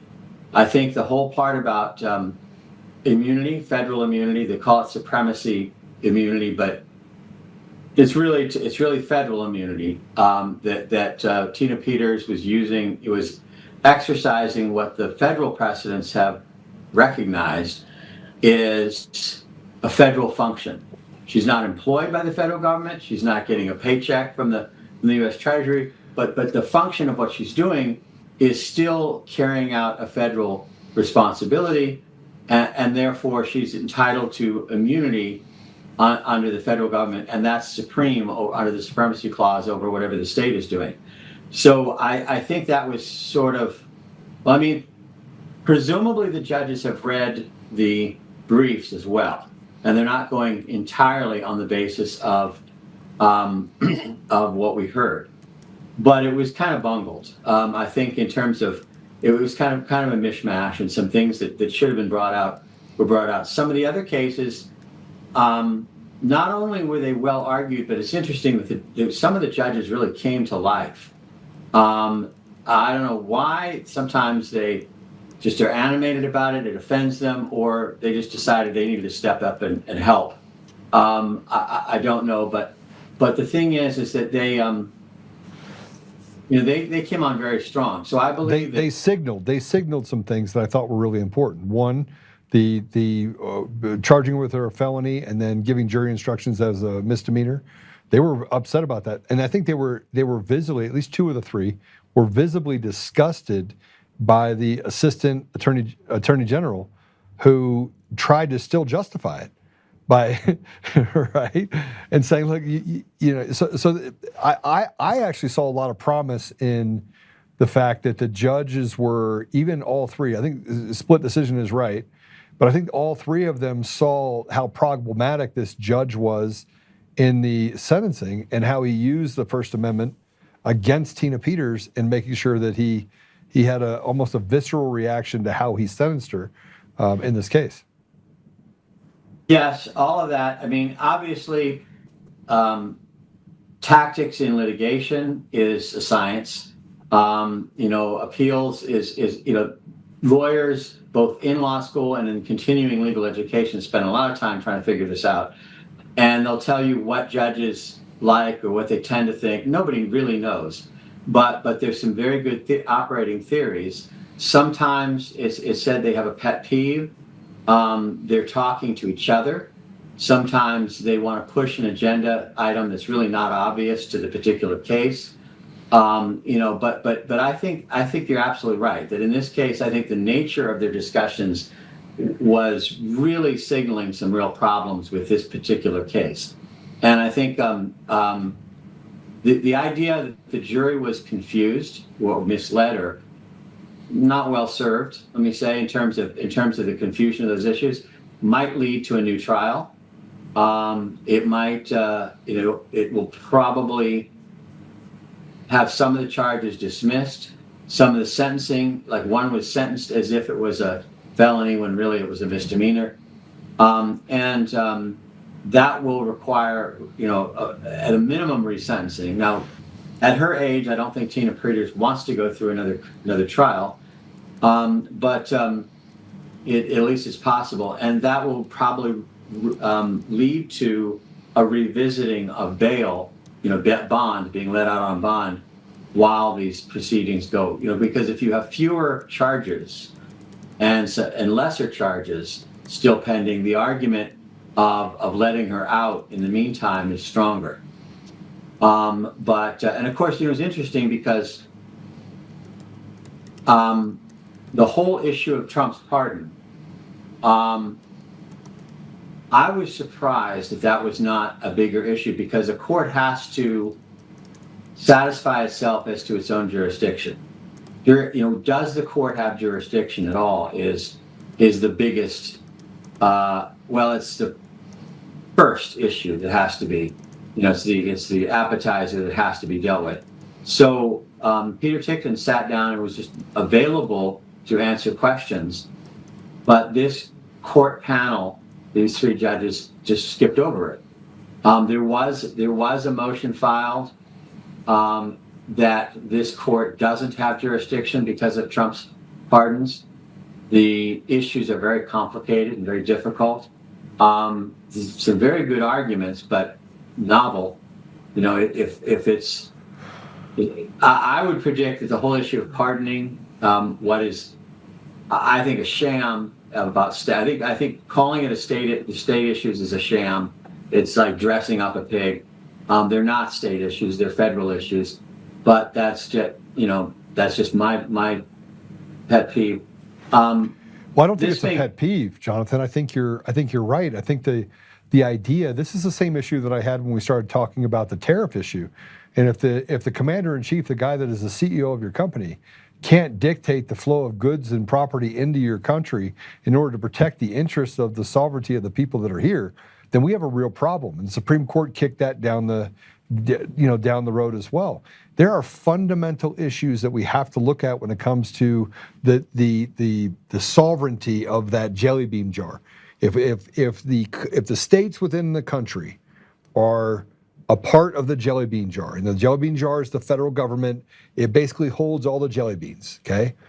If they're saying that a state election is to be, they can willy-nilly, whatever side's in charge can decide anything that they want to do, and they can change the rules, and they can create who it is and what they charge you for, while ignoring the jelly bean jar as the thing that holds the jelly beans, then we don't have an operating society. That's not an operating, that's not a way that any country could ever function, because then you're always making a decision based on a justification of whether or not someone could or could not be charged for a crime based on what the interests that they were serving. Were they serving the jelly bean jar, or were they serving the jelly bean themselves? Go. Yeah, and one of the things that we tend to ignore, although if we stop to think about it, it's obvious, is that on election day, you go in on one ballot and you're voting for federal, state, and county on the same piece of paper. Yes. And each one of those are governed by completely different laws. So the federal, and you almost always have you always have a House of Representatives candidate. That you have the same piece of paper judged by a completely different set of laws dealing with the federal election than your county school board or more or less county. So that creates a big problem. I've spent a lot of time worried about how to present this, and I think my feeling is that if you are going to pardon someone for federal issue, I would think the president's federal power to say, okay, you were doing something for the federal function, but you just didn't do it very well, or somebody doesn't like how you did it. I would think that would be a federal pardon, because if you're saying like, okay, the FBI went and arrested somebody, but they ran over the person's flower garden, while carrying out a federal function. An imperfectly carried out federal function, to me, should be a straight up federal pardon. But I also was saying that it is quite possible that they'll be debating this in law schools 200 years from now. What's happening now with Trump and Peter Tichton's arguments, and the Tina Peter case. I would guess it's going to be a big deal. Although there's so many things happening so fast, it's just amazing. It's ridiculous. That's what from your previous guests and things is just the volume, the velocity of things happening is just extraordinary. So yeah, I think it's important. I think I would like to. I mean, the thing is, there's some very big issues here, but Tina Peters doesn't want to sit in jail while all of it gets hashed out, by the theoreticians. So we also got to figure out, just how to. I mean, it's like being the saying, I guess, in the military. Maybe I think it's there that it's like a private between two generals. Tina Peters just. Yeah, I don't know if you've heard that before. I think I've heard it. Yeah, so the concept, the things that I have a problem with in the Tina Peters case is that they did not charge her for breaching the election machines. They did not charge her for making a copy of the machines. They did not charge her with making a copy or an image at all. None of that actually breached or was anything she was charged with. But the function of driving to the building, the function of walking into the building, and the function of leaving the building is what they charged her with, which shows you the disingenuous nature of the charges themselves, because it's fruit of the poisonous tree. What you're saying is that the narrative that we're going to use in order to convict Tina Peters is going to be so salacious, so flamboyant as to why she did it and what she did, and you're going to make it all about the election. And then you're going to look at the defense and say, by the way, you have no affirmative defense. You have no affirmative defense. We're going to deny all your motions. You're not allowed to talk about it. But when I sentence her, after keeping all of that information out, I'm going to use that as a basis to beat her with the stick. And then instead of making it a sentence that is run concurrently, I'm going to run it consecutively so I can put you into jail for almost a decade. That by itself shows an abuse of power and abuse of the system, and just how rotted and corrupt our judiciary in the state of Colorado is if they don't undo it. If they wait a month or 3 months to do it, I got to tell you, Jonathan, I not only have no faith in them, but I think those judges are absolutely corrupt to the core too, by allowing the process to become a part of the punishment. Well, there's probably more of those than not in our country. But the thing is, yes, I think because the way they charged her, and remember, part of this is it could be you next time, not just you, but whoever's listening, but that's a tell. when they have to go to this strange configuration to find a state crime that's way off topic. Yes. Yeah, I think you're right. That's a tell. It's a scam. And this was what I said before. Like, I didn't go to law school, but I think you can probably tell from the way my mind works, I'm not a stupid man. Like, I understand the fundamentals of law, and I understand, I've read enough and studied enough that I understand the semantics behind it, like how you can justify the use of laws in order to gain a conviction, right? And typically, you saw them do it with President Trump, where they turned a misdemeanor into a felony, and they did all this mental gymnastics in order for that to happen. And then the judge again kept information out and got President Trump convicted of felonies when, frankly, there was no crime to be had and there was no victim, right? So we've seen this type of gymnastics happen. The problem that I have is that the judiciary itself has created an environment where it's almost as if they have a hallway, they have an escape valve on everything, that they can justify it. And I could see that when they started asking the questions at the beginning, you could see that two of the judges were in direct, they were diabolically opposed to the third. You could see it in their facial expressions, how they were acting, how they reacted to some of the questions, because they would be asking fundamental questions, and then this guy would pipe up and say, well, what if this happened? And no. And you're going, what? Did somebody actually just wake up from a nap and then decide to say, oh, who's winning the Super Bowl? Well, you talked about earlier about, discrediting, that's why they call Hayes a surfer. Yeah. It's like saying I have a neurosurgeon, but he likes to play golf on the weekend. So he's just a golfer. Just to demean these things. But yeah, so it is a very difficult thing. And like, for example, what I see is that there was an email, and it was introduced into there are all these trap doors. I was going to say I went to evening school, so it's 4 years just burning my toast, reading these precedents, like you say, that all what you just described.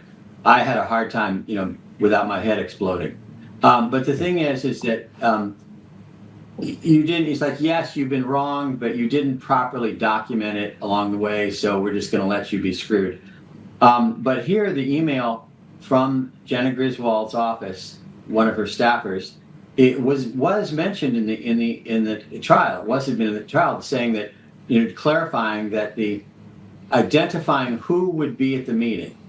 I'm going to use Tina Peters, her official capacity. Tina Peters' facility, building, over Tina Peters' machines. It was not an election rule. And she is charged with disobeying an election rule of the Secretary of State. It was a COVID rule. It was a COVID rule. Right. It was a mandate under COVID, not a mandate under the Secretary of State. But they conflated everything, and the judge let them get away with it.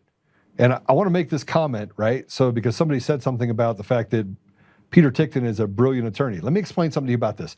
Peter Tickton drafted the brief. He is a brilliant attorney. He didn't have to speak. He showed up there for another reason. He showed up there and he let John Case basically answer all the questions, right?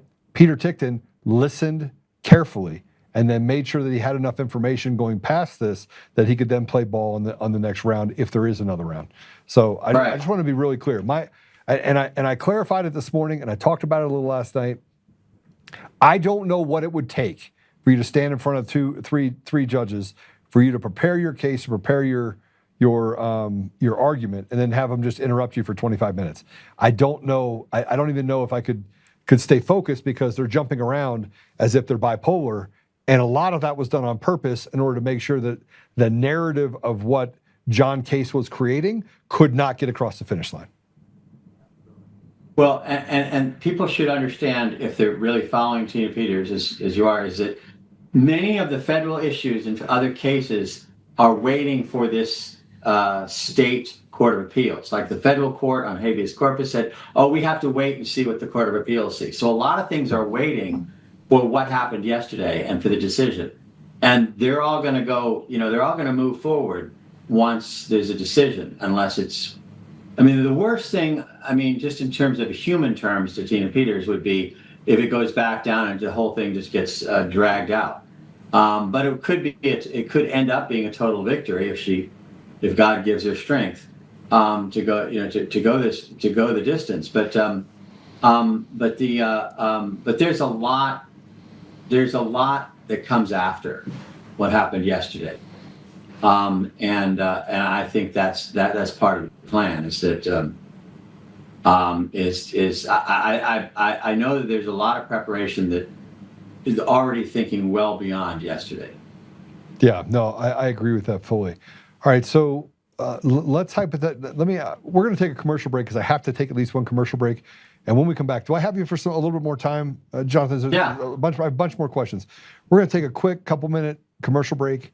And when we come back, I'm going to just ask questions on, what is the reprieve that Tina gets when she gets out? So just be thinking about the fact of, does she have anything that she can have against this judiciary, against this judge, that she can press down on them if the consequences are, and what we heard were right, and they get rid of all these cases, and they dismiss them?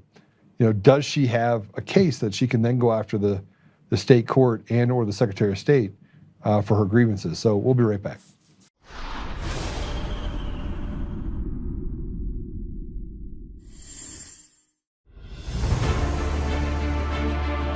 In every thread, in every stitch, Honor-Bound USA weaves the fabric of the American spirit. It's not just apparel, it's a testament to God, family, and country. At Honor-Bound USA, we're a family of patriots who put our faith, family, and America first. When you visit our website, you'll find a line of products that embody our commitment to pray, stand, speak, and act. As the official site for the Untamed podcast, all of our products proclaim speaking the truth with courage. We also have the powerful documentary from Professor David Clements, Let My People Go.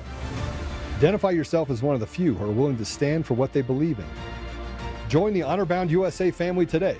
Wear it as a badge of honor, commitment to the values that shape us, and a pledge to the bright future we will build together. Because when you're honor-bound, you're not just wearing a brand, you're embodying a lifestyle.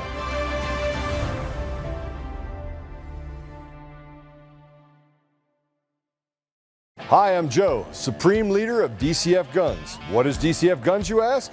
We're the best damn gun store and range in the universe. Do we have guns? We have all the guns. We got small guns, we got big guns. We even have beastly guns. We offer all types of training, and we have 5 ranges across our 3 locations. I'm a good shot. And of course, we have all types of ammo. We even have flamethrowers. Woo! We offer incredible membership opportunities, and members save even more on guns, ammo, and accessories. Military, both active and retired, and first responders get up to 40% off memberships. Come join the DCF family today, where we keep the range hot and the deals hotter.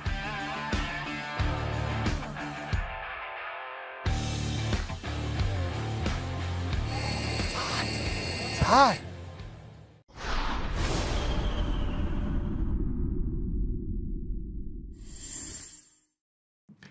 Okay, sorry about that. Let's go ahead and bring Jonathan back on. All right, it looks like you have some toys there.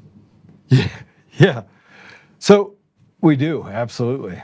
So, I think the next step in this whole thing is, and maybe I'm getting ahead of myself, but we saw the injustice against Tina Peters. We saw a lot of people talk about it, and you had some really uneducated people try to play mental gymnastics of why Tina Peters should stay in jail. Now, POTUS finally came out and said that he thought that the punishment was too harsh and that he was thinking about clemency.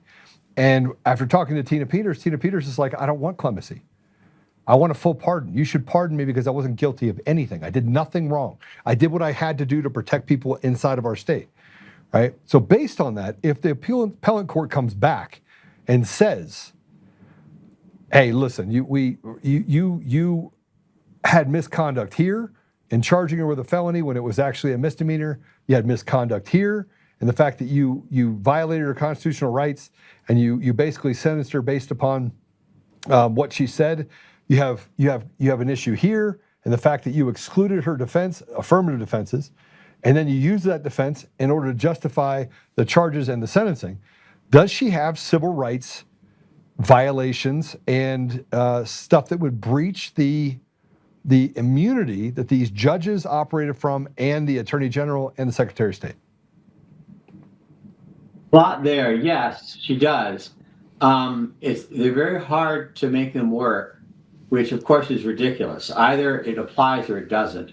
Yes. The judges talk about things that are disfavored, like certain kinds of legal things are disfavored. It shouldn't be disfavored. Either it works or it doesn't. It's a ridiculous concept about whether something is unlikely. But she would, anyone with multiple charges would probably have to win on all of them. In order to sue for things, you have to have been vindicated, and then but before you can file, sue for malicious prosecution or maybe selective prosecution or those things. Maybe if the thing like what happened on January 6th when the Supreme Court threw out one of the charges, maybe something so significant you could just sue for that one big thing. But here you just rattled off things that are cross-cutting, especially the sentencing, where she'd probably have a chance to sue regardless, even if the Court of Appeals likes some of the charges. There are so many other cross-cutting problems that pollute the whole trial, especially the sentencing and her First Amendment rights, that she might. Well, I mean, it would be nice to say that yes, she has that right. I'm talking about practically, pragmatically. It shouldn't be a tough thing to do, but judges don't like to do it, which is no excuse at all. But yeah, she can do those things. What do you think the outcome would be if she did that? What do you think do you think that there would be something that would come from that? We talk about two things, especially where I went in George Mason: positive law versus normative law. What the way things make sense, what they should be, and the way things are.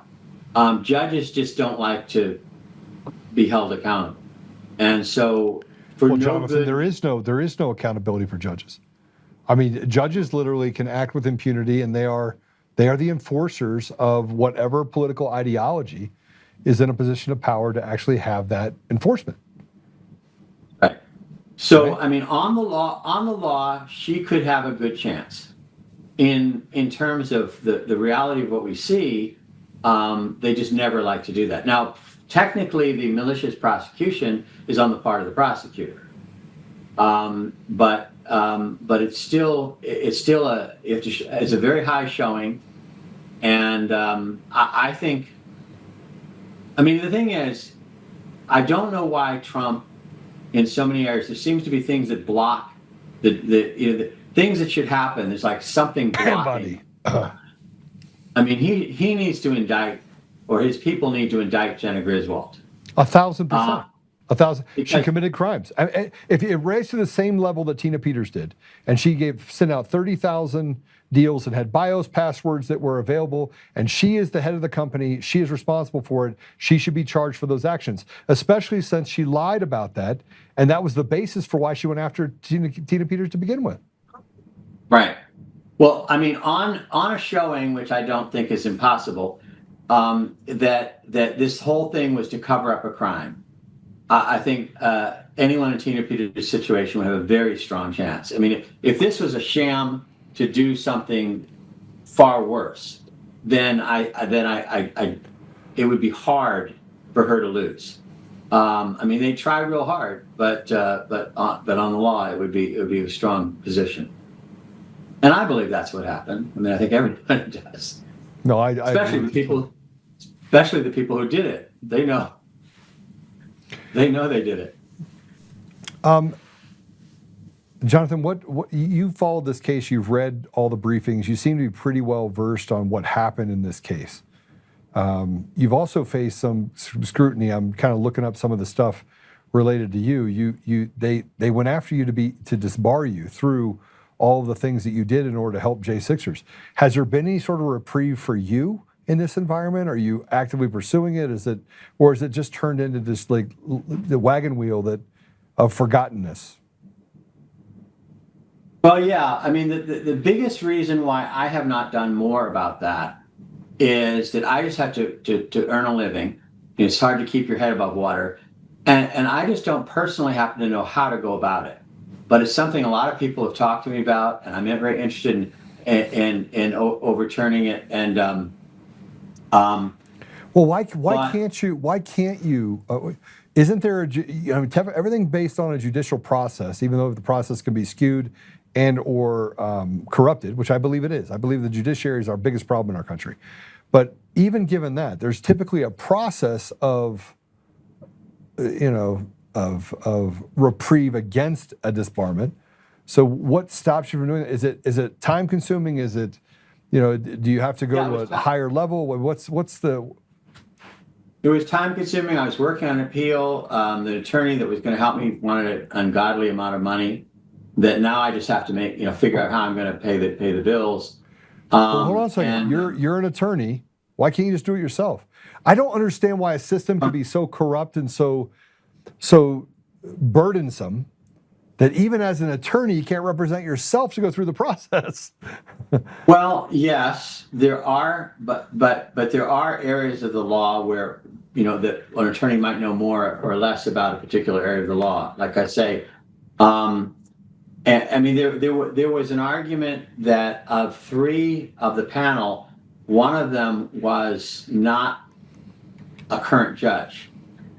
That they were called, so there's a whole issue that needs to be researched about when they can call someone back who's not actually serving as a judge and sit on one of these panels.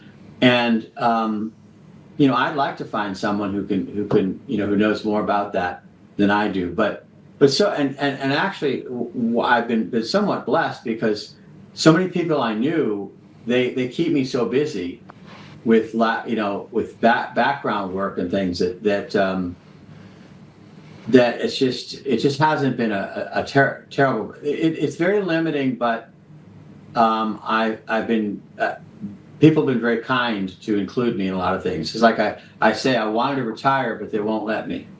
That's a separate problem. That's a much bigger problem. Yeah.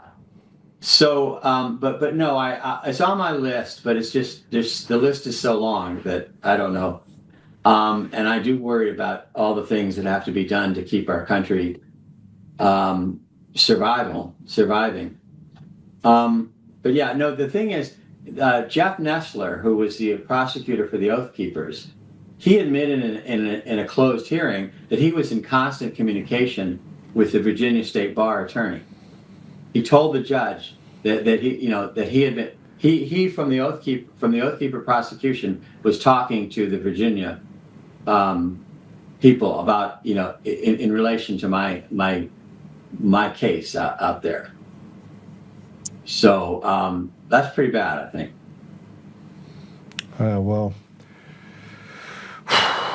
Well, I'm really glad. I went back and watched all the notes and listened to what you were saying, and I thought it'd be an interesting take on where we're at with Tina Peters. So I do appreciate you on a very quick notice to jump on here and give us your commentary.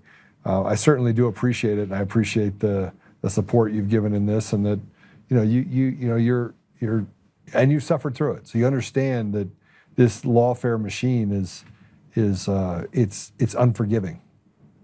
I was at the Capitol on January 6th outside. I mean, it could have been a lot worse for me.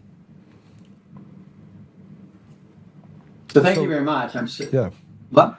No, I didn't know that. I didn't know that about you, but what do you think? Last question for you. What do you think where we're going? What do you think? I mean, we obviously haven't had any arrests yet. We have people that have come forward. I believe that you can't snatch a man out of a sovereign nation and not have consequences related to what's happening with the elections in our country. He signaled it right after taking Maduro by posting over and over again some of the election stuff that was out there. That literally happened on its heels the next day. What do you think the future holds? And if you had to have the magic 8 ball, what do you think? Well, that's a very broad question. I mean, it's going to take all hands on deck. I mean, we could talk another time when, I've been involved in politics since 1984. My mother in Eagle Forum before it, and we've never had more people coming as reinforcements, but they need to be trained. I mean, we were a tiny minority. We're not a tiny minority anymore, But solving all these problems is hard, and people have a lot to learn and get organized about to be able to do that. I worry about whether God thinks we're worth saving, but I think some things have happened recently where it looks like God is going to help us, but it's, we have a lot of work to do. Yeah, I agree with you fully. Yeah, I mean, the thing is, but I do think, like, what really happened on January 6th? What was it really about? That's all being, Republicans are always terrible at public relations. The left doesn't know anything about good policy, and they don't understand humanity, but they're really good at talking about it. We have good solutions, but we're terrible at talking about it. All right. Well, Jonathan, thanks for coming on. I appreciate you very much. Thanks for giving us your time. Thanks for staying engaged. And anything we can do for you here, you have the ability to reach out to us. We're here. I just sent out an email asking if we had any attorneys that were. Are you still on the East Coast? I'm in Florida. Okay. So I just asking the question about if we had any that would know how to handle a disbarment. So we're. I'll see what I can come up with on my end as well. So thank you and God bless you. Thank you very much. Okay. All right. Sorry about the camera. I don't know what's going on. That's all right. All right. Take care. Thanks. Bye. The interesting part about all of this with Tina Peters is that we've been yelling that this is a problem. And at least yesterday, as I went back and watched it again, you could hear the judges saying that this is problematic, that a lot of what they did is problematic. And yet people were justifying this behavior. And even yesterday, the assistant no-chin AG, somebody asked me what happened to her chin, and I said, I think the devil ate it. So for the deputy AG, she looked like a Q-tip without the bottom. Sorry, I'm just making fun of her because I'm making fun of her. But we have to ask the question collectively that if I just ask the question, what about the judges? Why is there no mechanism by which the enforcers of a political ideology can be punished for bad behavior? Can we change that in every state? So I want to go back to this first post that I put up today. I have, by the way, I don't use AI. I don't use AI. These guys will tell you that I will go through and I will write something out. I don't use AI to rewrite it. You'll see sometimes when I'm reading something, I get caught up on a word because I'm like, I double negative myself or I'll do something.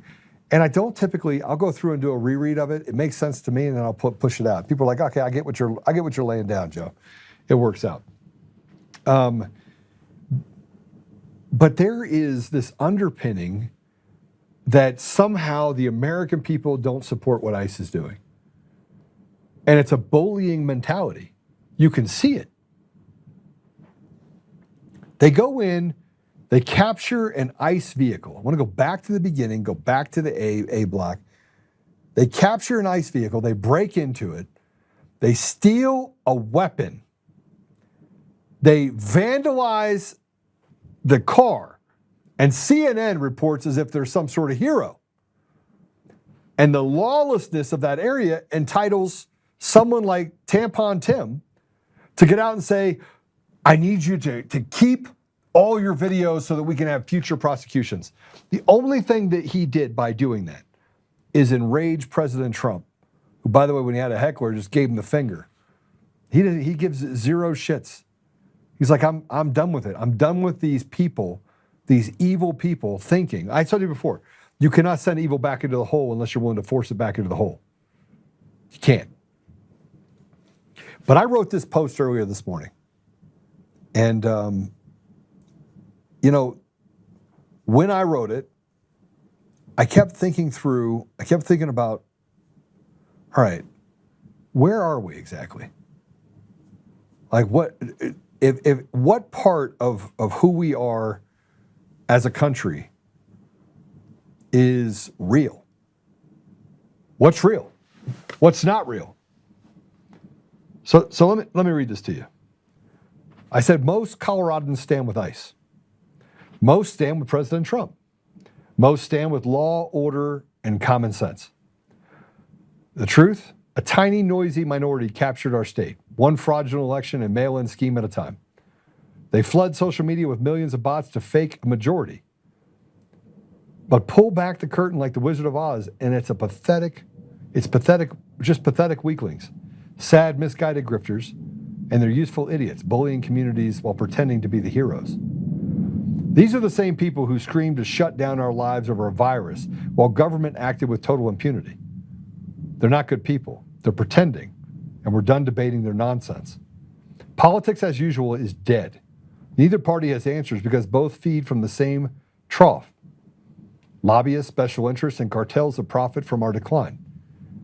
We've been betrayed. The hardworking Americans who pay the bills are forced to embrace the new suck and quietly tell ourselves we don't matter.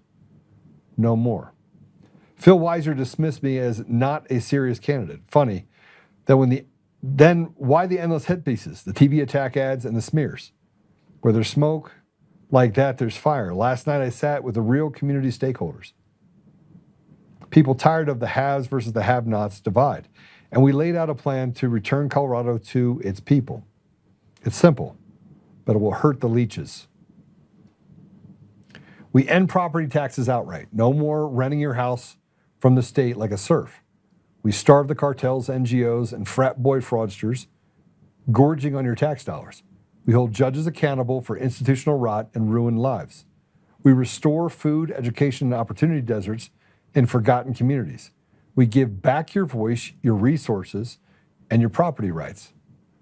We will listen first, then lead together. The gig is up, the grift ends. We're done being victims. The people are ready. Are you? If you're a Centennial or anybody in Colorado and you want real change, not more of the same, let's build this together. Your move. I want to go to one word that I said in there. We'll listen first, then lead together. When is the last time that a politician has walked into a community, any community, even the ones that they say that they represent, when they say, okay, I'm a conservative, I'm going to go sit down and talk to conservatives. Now, here's how it goes. And I've watched every video from Victor Marks all the way down the line. The only person that seems to get it is a guy named Scott Bottoms, who's my friend. I really appreciate the guy. He's running for governor as well in the state of Colorado. I like the guy. I like the guy a lot, right? And he was a pastor, but before that, he was in the military. And if you want to fast forward to that, he spent the last 3 years fighting these radical demons inside of the Colorado State legislature. So he brings a bunch of confidence, and he brings a bunch of experience to the table. Now, that's not my open endorsement for Scott Bottoms. That's me telling you that the only person that talked with a language that allowed for us to hear that there's a sensible solution to this was Scott. Now, the things that I talk about here, and I said all the things that I talked about, these are all sensibilities that every politician should be talking about. And I'll say this because it's my show, I can say whatever I want. When we talk about Tina Peters, we talk about the cartels and the Synagogue of Satan groupies, the Jenna Griswold and the Jared Polis and the Phil Weiser, all three of which, by the way, are faithless zealots. When we talk about Jewish zealots, when we talk about who they are and who's underneath them and who represents them, we look at what happened in the Tina Peters appeals trial. We look at what the judges have done in the Coomer trial in denying motions and allowing them to write diatribes inside of a new amended complaint and lie with impunity. Lie, not specifically say that here's what we're saying that Joe Oltmann did and this is what they did, but to write diatribes that are 20 pages long. Judges that are allowed to use sua sponte and go back and overrule 20-year judges. And the procedural issues and the fact that they ignored the rule of law. All of that that I just talked about, all of that. When we look at what the people want, the people are the ones that have been left out in the cold. See, whenever they need money, they come up with it. Whenever they come up with the idea that I need to renovate this building or I need to do this, they find a way to do it. And in the state of Colorado, when you listen to people like Victor Marks, it's always I went over here and did all of this for women and children and trafficking, but he couldn't build a solid relationship with his own children. And so there's some things that are diabolically opposed that I don't think pay attention to it. So they become showmen. They show up and they talk about it and they use the Lord's name in order to drive to, I believe God called me to, look, I'm gonna tell you something. Fundamentally, and if I'm talking just basic fundamentals, fundamentally, as a state, we are gone. It doesn't matter if we're talking about a Democrat stronghold or Republican stronghold. We have enough tentacles inside of this state that this perversion that we live under, where you can have pride flags in schools, doesn't matter if you're in a conservative area or a Democrat area, where you don't have to say the Pledge of Allegiance, where you can be anti-American and not build towards a patriotic environment, where you can create this environment where it's okay to cut off little boys' penises and to promote abortion and to say that we're doing it because we care about you, while putting books about pedophilia inside of schools for kids as young as kindergarten, first grade, second grade, I find to be an abomination. But it shows you that the apparatus of our state is broken. So if we don't get rid of machines and mail-in ballots, it doesn't matter what I do, what Scott Bottoms does, or anyone else does. We have no chance across this country because they went state by state stealing the sovereignty of a nation. State by state, they committed sedition. State by state, they committed treason. State by state, they had sponsored inside CIA and other intelligence assets that created an environment where they could steal your voice. Now, we get back down to the basics. Every time you speak up about something, they bully you with something else. You're a racist, you're a homophobe, you're this, you're that. Oh, you don't want people to be able to have their own sovereignty. Well, they've stolen your sovereignty. Where's your sovereignty? And I'm not just talking about Colorado. I'm talking about across the country. Go to California and tell me that it's easy to operate a business. In Colorado, it's nearly impossible. They have just strangled out an entire environment. They've raised minimum wage, put tollways everywhere, told you that it's a right to genocide your entire generation. And by the way, then get useful idiots that get paid to stand out there and say, we're pro-abortion. And by the way, you should be able to abort your baby even after it's born. We've catered to the ridiculous. We've catered to nonsense, not just in Colorado, but around the country. We ignored the signs that came to us in 2004 when they said, I was asked inside of a Chinese company to build an election system. I went and testified in front of Congress. And then all of a sudden, we decided it was a great idea the next year to create electronic voting systems and start the charade of free and fair elections. On the heels of the hung Chad on an election. Well, I mean, as I may not remember quite so much. This is all the things that we had to deal with. And so what I'm saying is this: are you a slave? If you pay property tax, do you own your home? The new thing here in Colorado is that the president came out and says, I don't think you should pay taxes on tips. State of Colorado steps in and says, you don't have to pay the taxes on tips at the federal level, but we're going to suck that back and take that money from you at a state level. So who makes the rules? Who breaks the rules? And are any of the things that they've set up upon us as people in Colorado, are they designed to make us better, or are they designed to keep us more in a place where we run on the hamster wheel and they take more meat off the bone than they deserve? And if the answer to that question, any of those questions, is yes, I don't care if you're a Democrat or Republican. I could care less what side of the aisle you're on. If you can sit here and tell me with a straight face that what we face inside of our communities is favoring the people, then one of two things is true. You're dumber than a rock, or you're a betrayer. You're one of the betrayers that has betrayed the very interests you say that you represent. There's only two ways out. So I wrote all this stuff. I wrote this stuff and I said, listen, I'm going to put it out there and I'm going to say, listen, we have to start listening first. We have to walk into the community and say, okay, what do you want? And I'm not talking about talking to the blue-haired freaks that have done everything they can to pervert our communities while screaming that they actually represent you. I'm talking about the community that has to sit behind these bozos and listen to them. or be subjected to flock cameras on every corner, something we can all agree on. You shouldn't have this police state in front of us. Or we could talk about taxes and property taxes and income tax and all the, I mean, it's like tax, gas tax. And as you look down it, you don't get to keep much. Those are the things, and those are the reasons why I'm running for governor.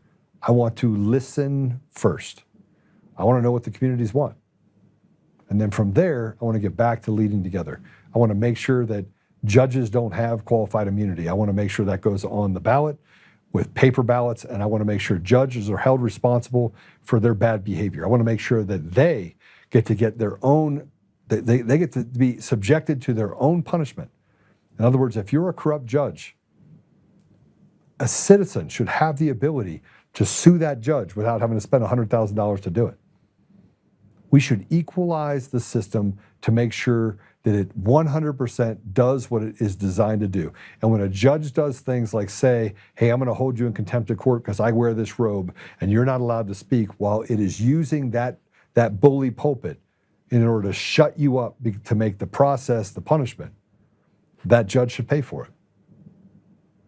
And when a woman, like we just talked about the other day, who was raped in a transport van, brings something to the attention of the attorney general, and they say, we'll give you $20,000. We'll give you $30,000, but we won't cut anything off your sentence, and we'll allow you to fester in this environment where that rape can occur again.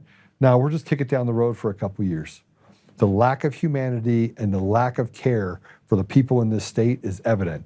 It is the haves and the have-nots, and they treat us like slaves. It doesn't matter who you are. And they'll create a story. They'll bring the Kyle Clarks out there, and they'll bring all these guys out there. And here's the other thing. If I become governor in the state of Colorado, yes, Tina will get a pardon 100%.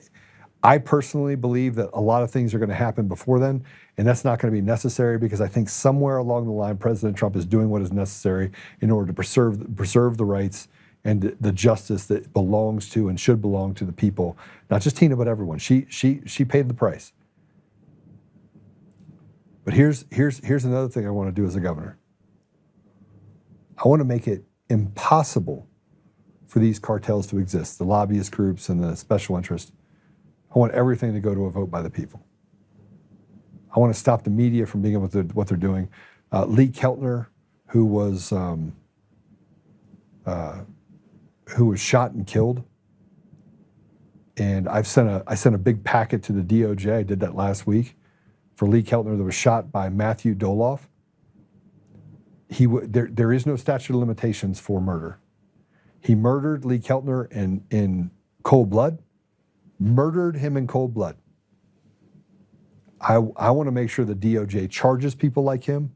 I want to make sure that people that have committed crimes, there should be some mechanism in the state of Colorado that, whether you're talking about a family court, or you're talking about a criminal court, or you're talking about a civil court, there should be some mechanism by which the law is not the weapon used where you can maneuver around accountability. There should be accountability. So if I become governor, Matthew Doloff, you're going to prison. Short of going to prison, you're going to be charged with murder, and you're going to stand trial. We're going to make sure that the people that have done crimes against people in this state, real crimes, those people are held accountable. And if they're not held accountable, guess what? We're just going to have to figure out a different way in order to run the system. The people should not be held hostage by the haves in this state. They should not be held hostage. And if you truly care, if you're one of the haves, if you're one of the people that are funding campaigns, and you look up and you're like, oh yeah, we need a Victor Marx because we need a guy that we can control. If that's the way you think, while the other side of you is over here saying, let's solve the homeless problem, you throw money at it. Let's solve this problem, let's throw money at it, solve this problem. If you want to solve the 40% of this out here in your socialite circles and help the veterans and do all that stuff, you're not going to get any of that done by feeding an egomaniac that literally makes up stories about shooting someone when he was 7 years old, burying him in the backyard. You're not going to get there. If you want to get a real solution in the state of Colorado, you're going to have to get to the part where you make hard decisions. You're going to have to run the state like a business. You're going to have to chop out at least a quarter, if not more, of the apparatus of government inside the state of Colorado, and you're going to have to hand back the keys to the kingdom to the people of Colorado. Get rid of the tollways, get rid of property tax, reduce the administrative state and the things that we have in education, give parents a seat at the table in education, stop telling black people that it's okay to kill their babies, stop giving free money to Muslims and Somalis for health care while ignoring the single mom that needs health care. Stop taking out and stripping us of the ability for every kid in every school to go to a trade school. Stop allowing blue-haired teachers' unions to create whatever rules they want so that it favors the teacher and pays them more money while they ignore the interests of the children. Stop letting pride flags fly in the schools. It's a no politics zone. None of that exists. And get rid of this idea that we have to favor and cater to big pharma and special interests around Colorado. That's what I think. And, frankly, it's about time that politicians start talking about the people and not this, I want to make Colorado great again. Or I'm for the people. You can't be for the people until you start listening to them. That's my thought. Now, to end this, do we have any comments that I should be looking at right now? Do you want to put that up real quick? Do away with the IRS already. I agree with you. Carolyn Levitt told a leftist plant off today. Good. But find that video. I might have to move to Colorado to vote for Joe. Mod Trend, you might want to do that. Is there anything that I said that is controversial? Anything at all? Anything? We help the poorest among us. We try to, create a firm foundation of the tree. We get to a principle of KISS, keep it simple, stupid.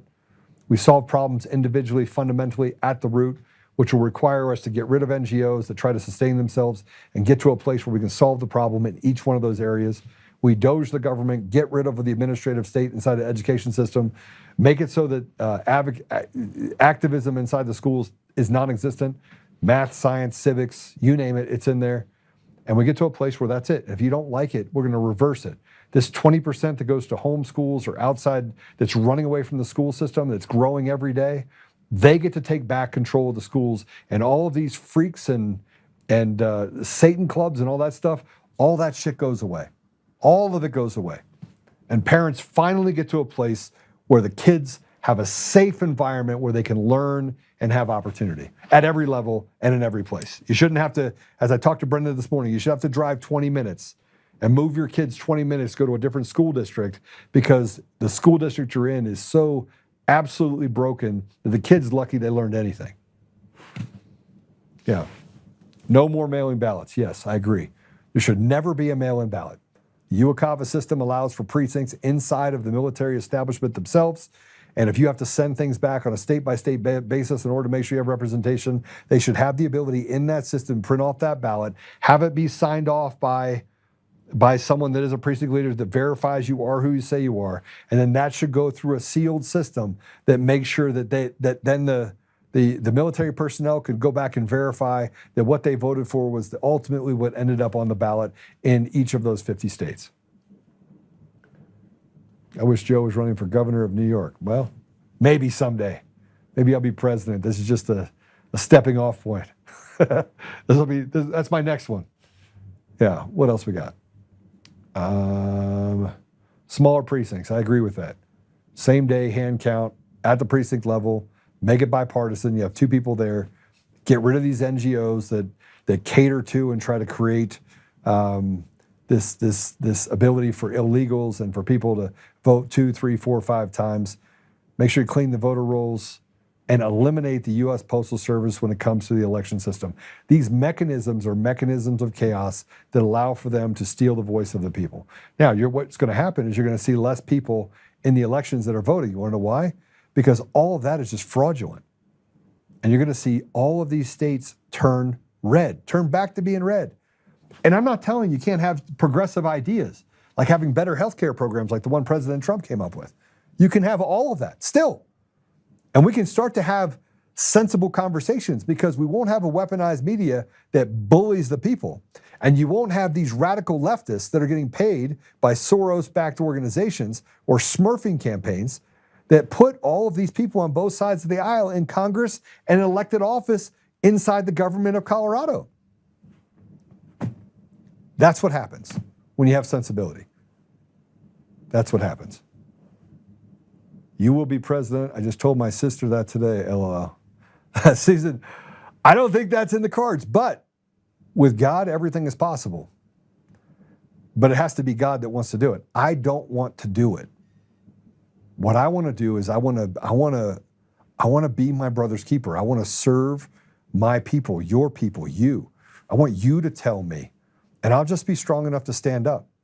And the weak people, these pathetic people that sit behind the curtain, these cowards that use people and hand them money and say, go over there and cause harm. Go over there and kill Charlie Kirk.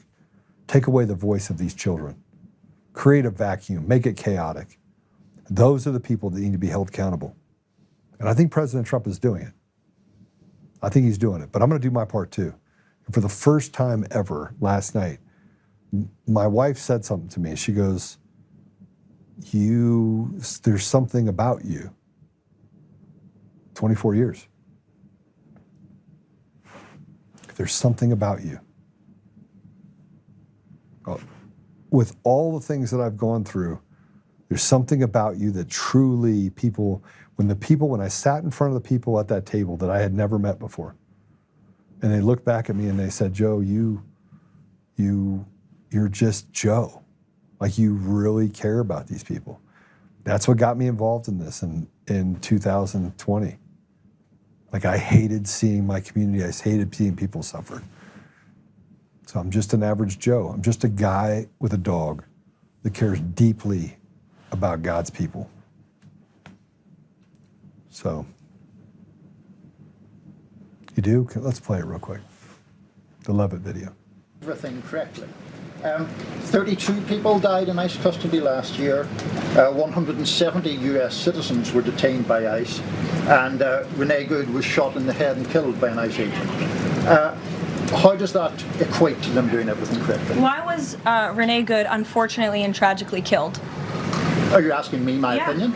Because an ICE agent acted recklessly and killed her unjustifiably. Oh, okay. So you're a biased reporter with a left-wing opinion. What do you want me to do? Yeah, because you're a left-wing hack. You're not a reporter. You're posing in this room as a journalist, and it's so clear by the premise of your question. And you and the people in the media who have such biases but fake like you're a journalist, you shouldn't even be sitting in that seat. But you're pretending like you're a journalist, but you're a left-wing activist. And the question that you just raised and your answer proves your bias. You should be reporting on the facts. You should be reporting on the cases. Do you have the numbers of how many American citizens were killed at the hands of illegal aliens who ICE is trying to remove from this country? I bet you don't. I bet you didn't even read up on those stories. I bet you never even read about Lake and Riley or Jocelyn Nungray or all of the innocent Americans who were killed at the hands of illegal aliens in this country. And the brave men and women of ICE are doing everything in their power to remove those heinous individuals and make our communities safer. And shame on people like you in the media who have a crooked view and have a biased view and pretend like you're a real honest journalist. That is what I voted for. I voted for truth, not your truth and some slanted story where you get to create chaos inside the community. And the reason why this chaos survives, the reason why this reporter that you just saw is allowed to even have a voice is because the judiciary is so rotted and has affected people so personally that all that barometer inside of that person can see is the injustice that they went through at the hands of these hacks that made the process the punishment no matter what the outcome is. This is the reason why I'm running for governor. This is because what they've done to me and what they've done to other people, what they did to Tina Peters, what they did to John Eastman, what they did to President Trump, what they did to Roger Stone, I could go down the line. And I could talk specifically about the people that were adversely affected by the media apparatus that lied with impunity and got away with it. And then the judiciary just covered it up. Just like they're doing in the case with Dominion Voting Systems Eric Coomer and the comments that he made, not me. And the punishment for that is that we're going to silence Joe Oltmann. Well, I got to tell you something. I'm all about it. I know what I know what the probability is of making it outside of a absolutely biased and absolutely just rotted to the core judiciary. I know what the statistics are. And so do the people in Colorado. They all know. They all know. So President Trump's going to do his job. He's going to get rid of machines and mail-in ballots. And if he has to do it through the Insurrection Act, I believe he will do it. He is not going to let 2026 turn into a repeat of 2017. He will not let it happen. And how do I know that? I don't know. I just have an immense amount of faith in God. And God has taken us this far, and he gave us back the ability to have sensibility. And these radical leftists still think that they hold the cards. I don't believe that they do. So I don't know if it's all going to work out, but I think it was going to work out. Dave Clements, Sidney Powell, John Eastman all know something about disbarment and would know who might be able to help. Yeah, thank you. Hey, thanks, Davey, for that. Appreciate that. Yeah, we got this. We got all of this. Warrior Gal, we have an assignment. We have to pray for Joe every day. Thank you. Let's play this. This is, guys, how do I describe this? This is a transgender, I'm going to pray. Practicing self-love in a bathroom at Planet Fitness. This video is wild. And frankly, this is what we have to fight against. This is why it's so important for us to stand, speak, act, and do the things that are necessary to protect ourselves in our community. This is a bad video to play. Let's play it. A young woman was removed from a Planet Fitness location after reporting what she described as inappropriate behavior inside the women's restroom. According to the woman, she is a paying member who entered the restroom and noticed unusual shadows and movements coming from inside a closed stall. She believed the person inside was engaging in inappropriate behavior and felt uncomfortable. To protect herself, she recorded a short video as evidence and immediately notified gym staff. When staff arrived, the individual exited the stall and appeared to be a biological male. The person stated they were transgender and accused the woman of being disrespectful toward their gender identity. The woman says she expected staff to focus on the behavior she reported, but instead, employees accepted the individual's explanation. Rather than conducting a further review, staff asked the young woman to leave the gym. She says she was shocked that she was removed, despite being the one who reported the situation. The individual she reported was allowed to remain on the premises. The woman is now considering legal action against the gym, saying her safety concerns were dismissed, many people saying they may cancel their memberships if similar situations continue to be handled this way. If you were in her position, what would you do? I'm going to tell you what I would do. I would rip that little piece of trash out of the bathroom and drag him outside and tell him never to come back. That's not what Planet Fitness did. And you would say, Joe, you called for violence. What is more violent? Victimizing women and making them feel uncomfortable? Let me pose another question for you, something that I knew nothing about. I did not know that this was the reality.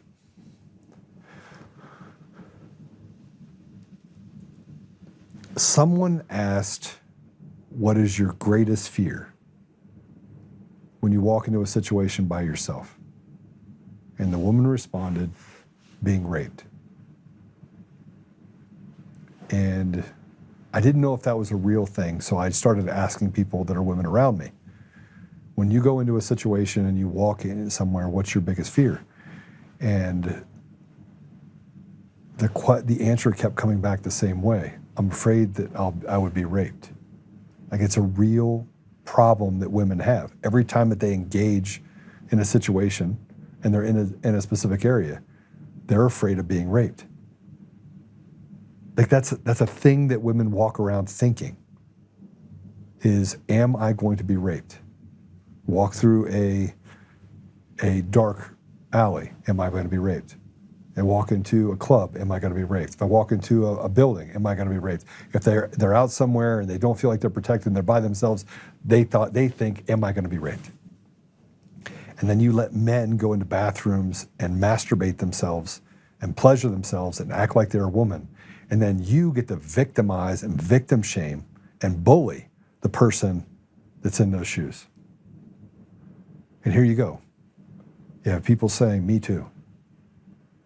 Yeah. Yeah. It is a backwards world, and I don't care about this, you victim shaming women. I don't care about some guy that wants to dress up like a woman. You're welcome to do it. But you can go, if it swings, you go in that bathroom. You can walk around with your wiener hanging out and have breasts. Nobody cares. Nobody cares.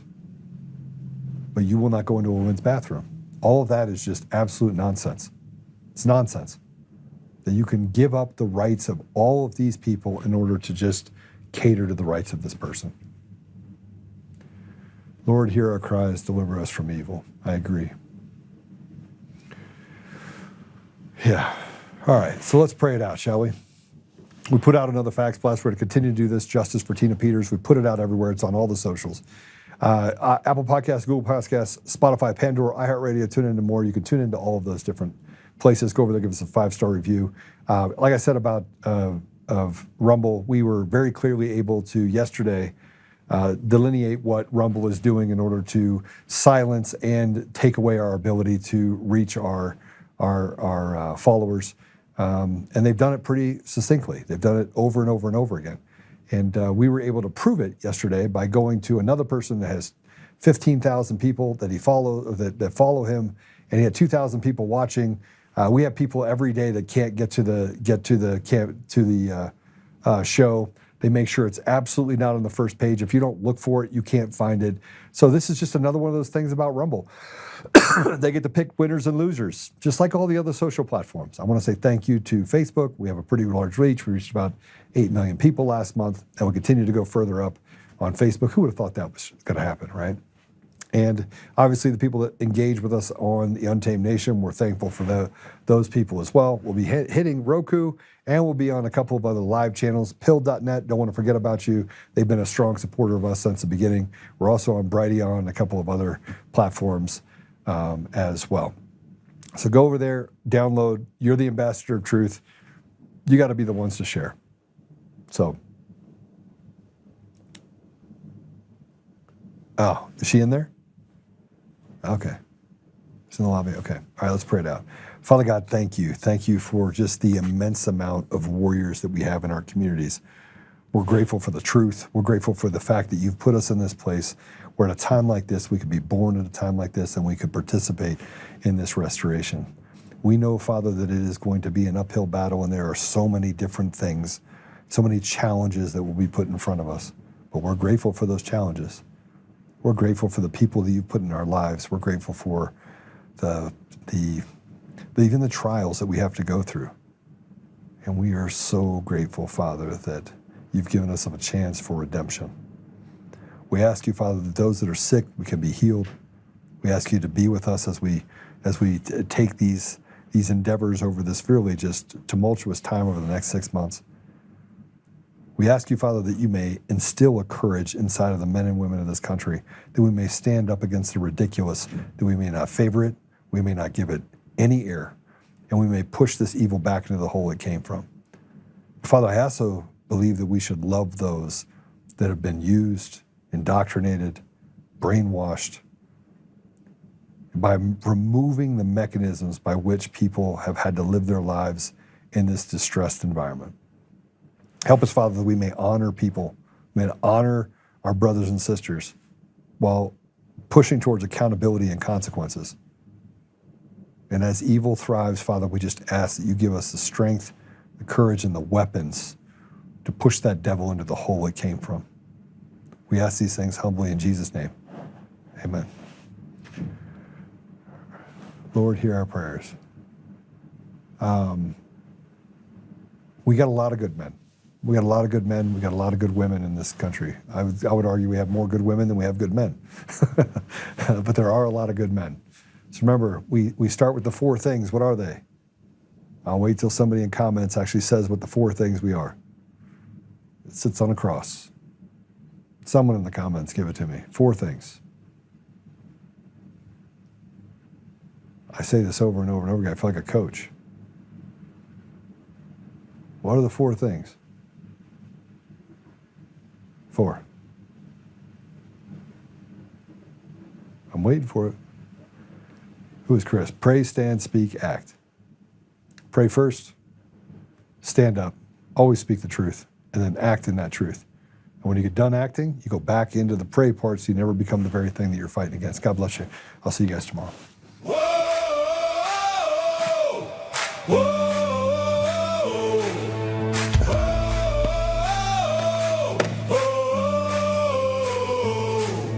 Rising from the fight for the forgotten and the free, exposing rigged machines, Kuma's lies, Dominion's deceit, pays a grand each day, shielding truth from corrupt halls, but he won't back down, standing tall through it all.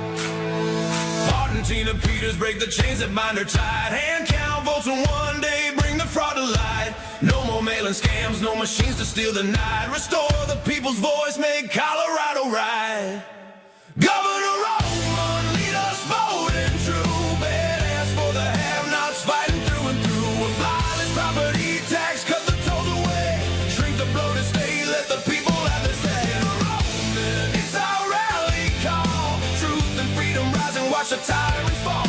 Untamed Colorado, strong and proud, we'll be one man for the people, set our great state free. Help the single moms, bring back trade school strong, opportunity for youth, where the brave belong.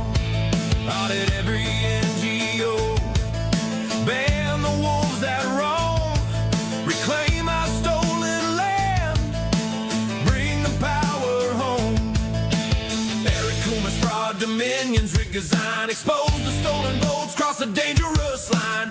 No more victimhood, no chains on you and me. He's running for governor for real liberty. Smash the fraud machine, pardon heroes jailed for the have-nots. Rising truth will never fail. One warrior defies the corrupt elite. Colorado reborn, strong on our feet. Governor Oltmann, lead us bold and true, badass for the have-nots, fighting through and through. Abolish property tax, cut the tolls away, shrink the bloated state, let the people have the say. Governor Oltmann, it's our rally call, truth and freedom rise and watch the tyrants fall. Untamed Colorado, strong and proud, we'll be one man for the people, set our great state free.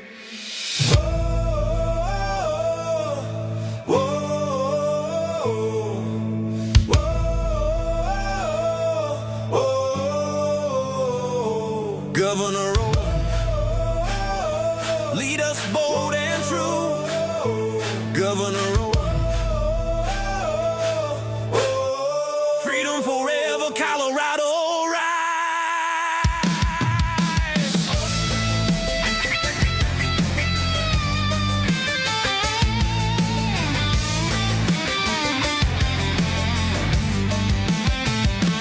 Governor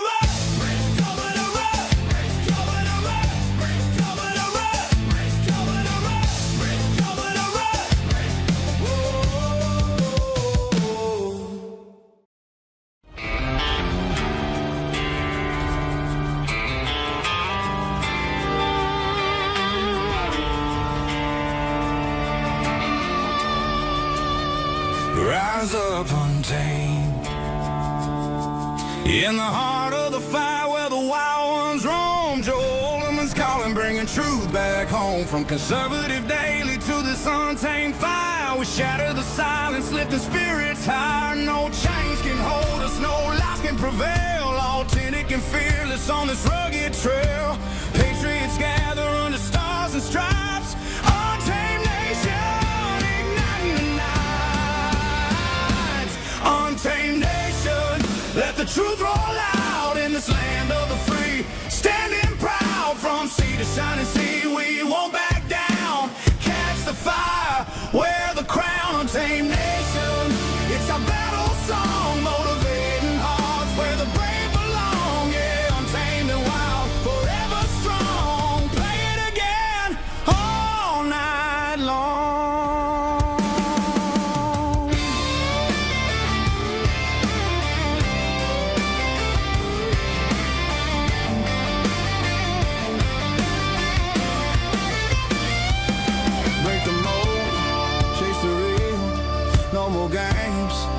to heal.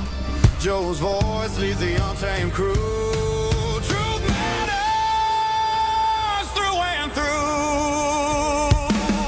Untamed nation, let the truth roll out in this land of the free. Standing proud from sea to shining sea, we won't back down. Catch the fire, wear the crown, tame nation. It's our battle song, motivating hearts where the brave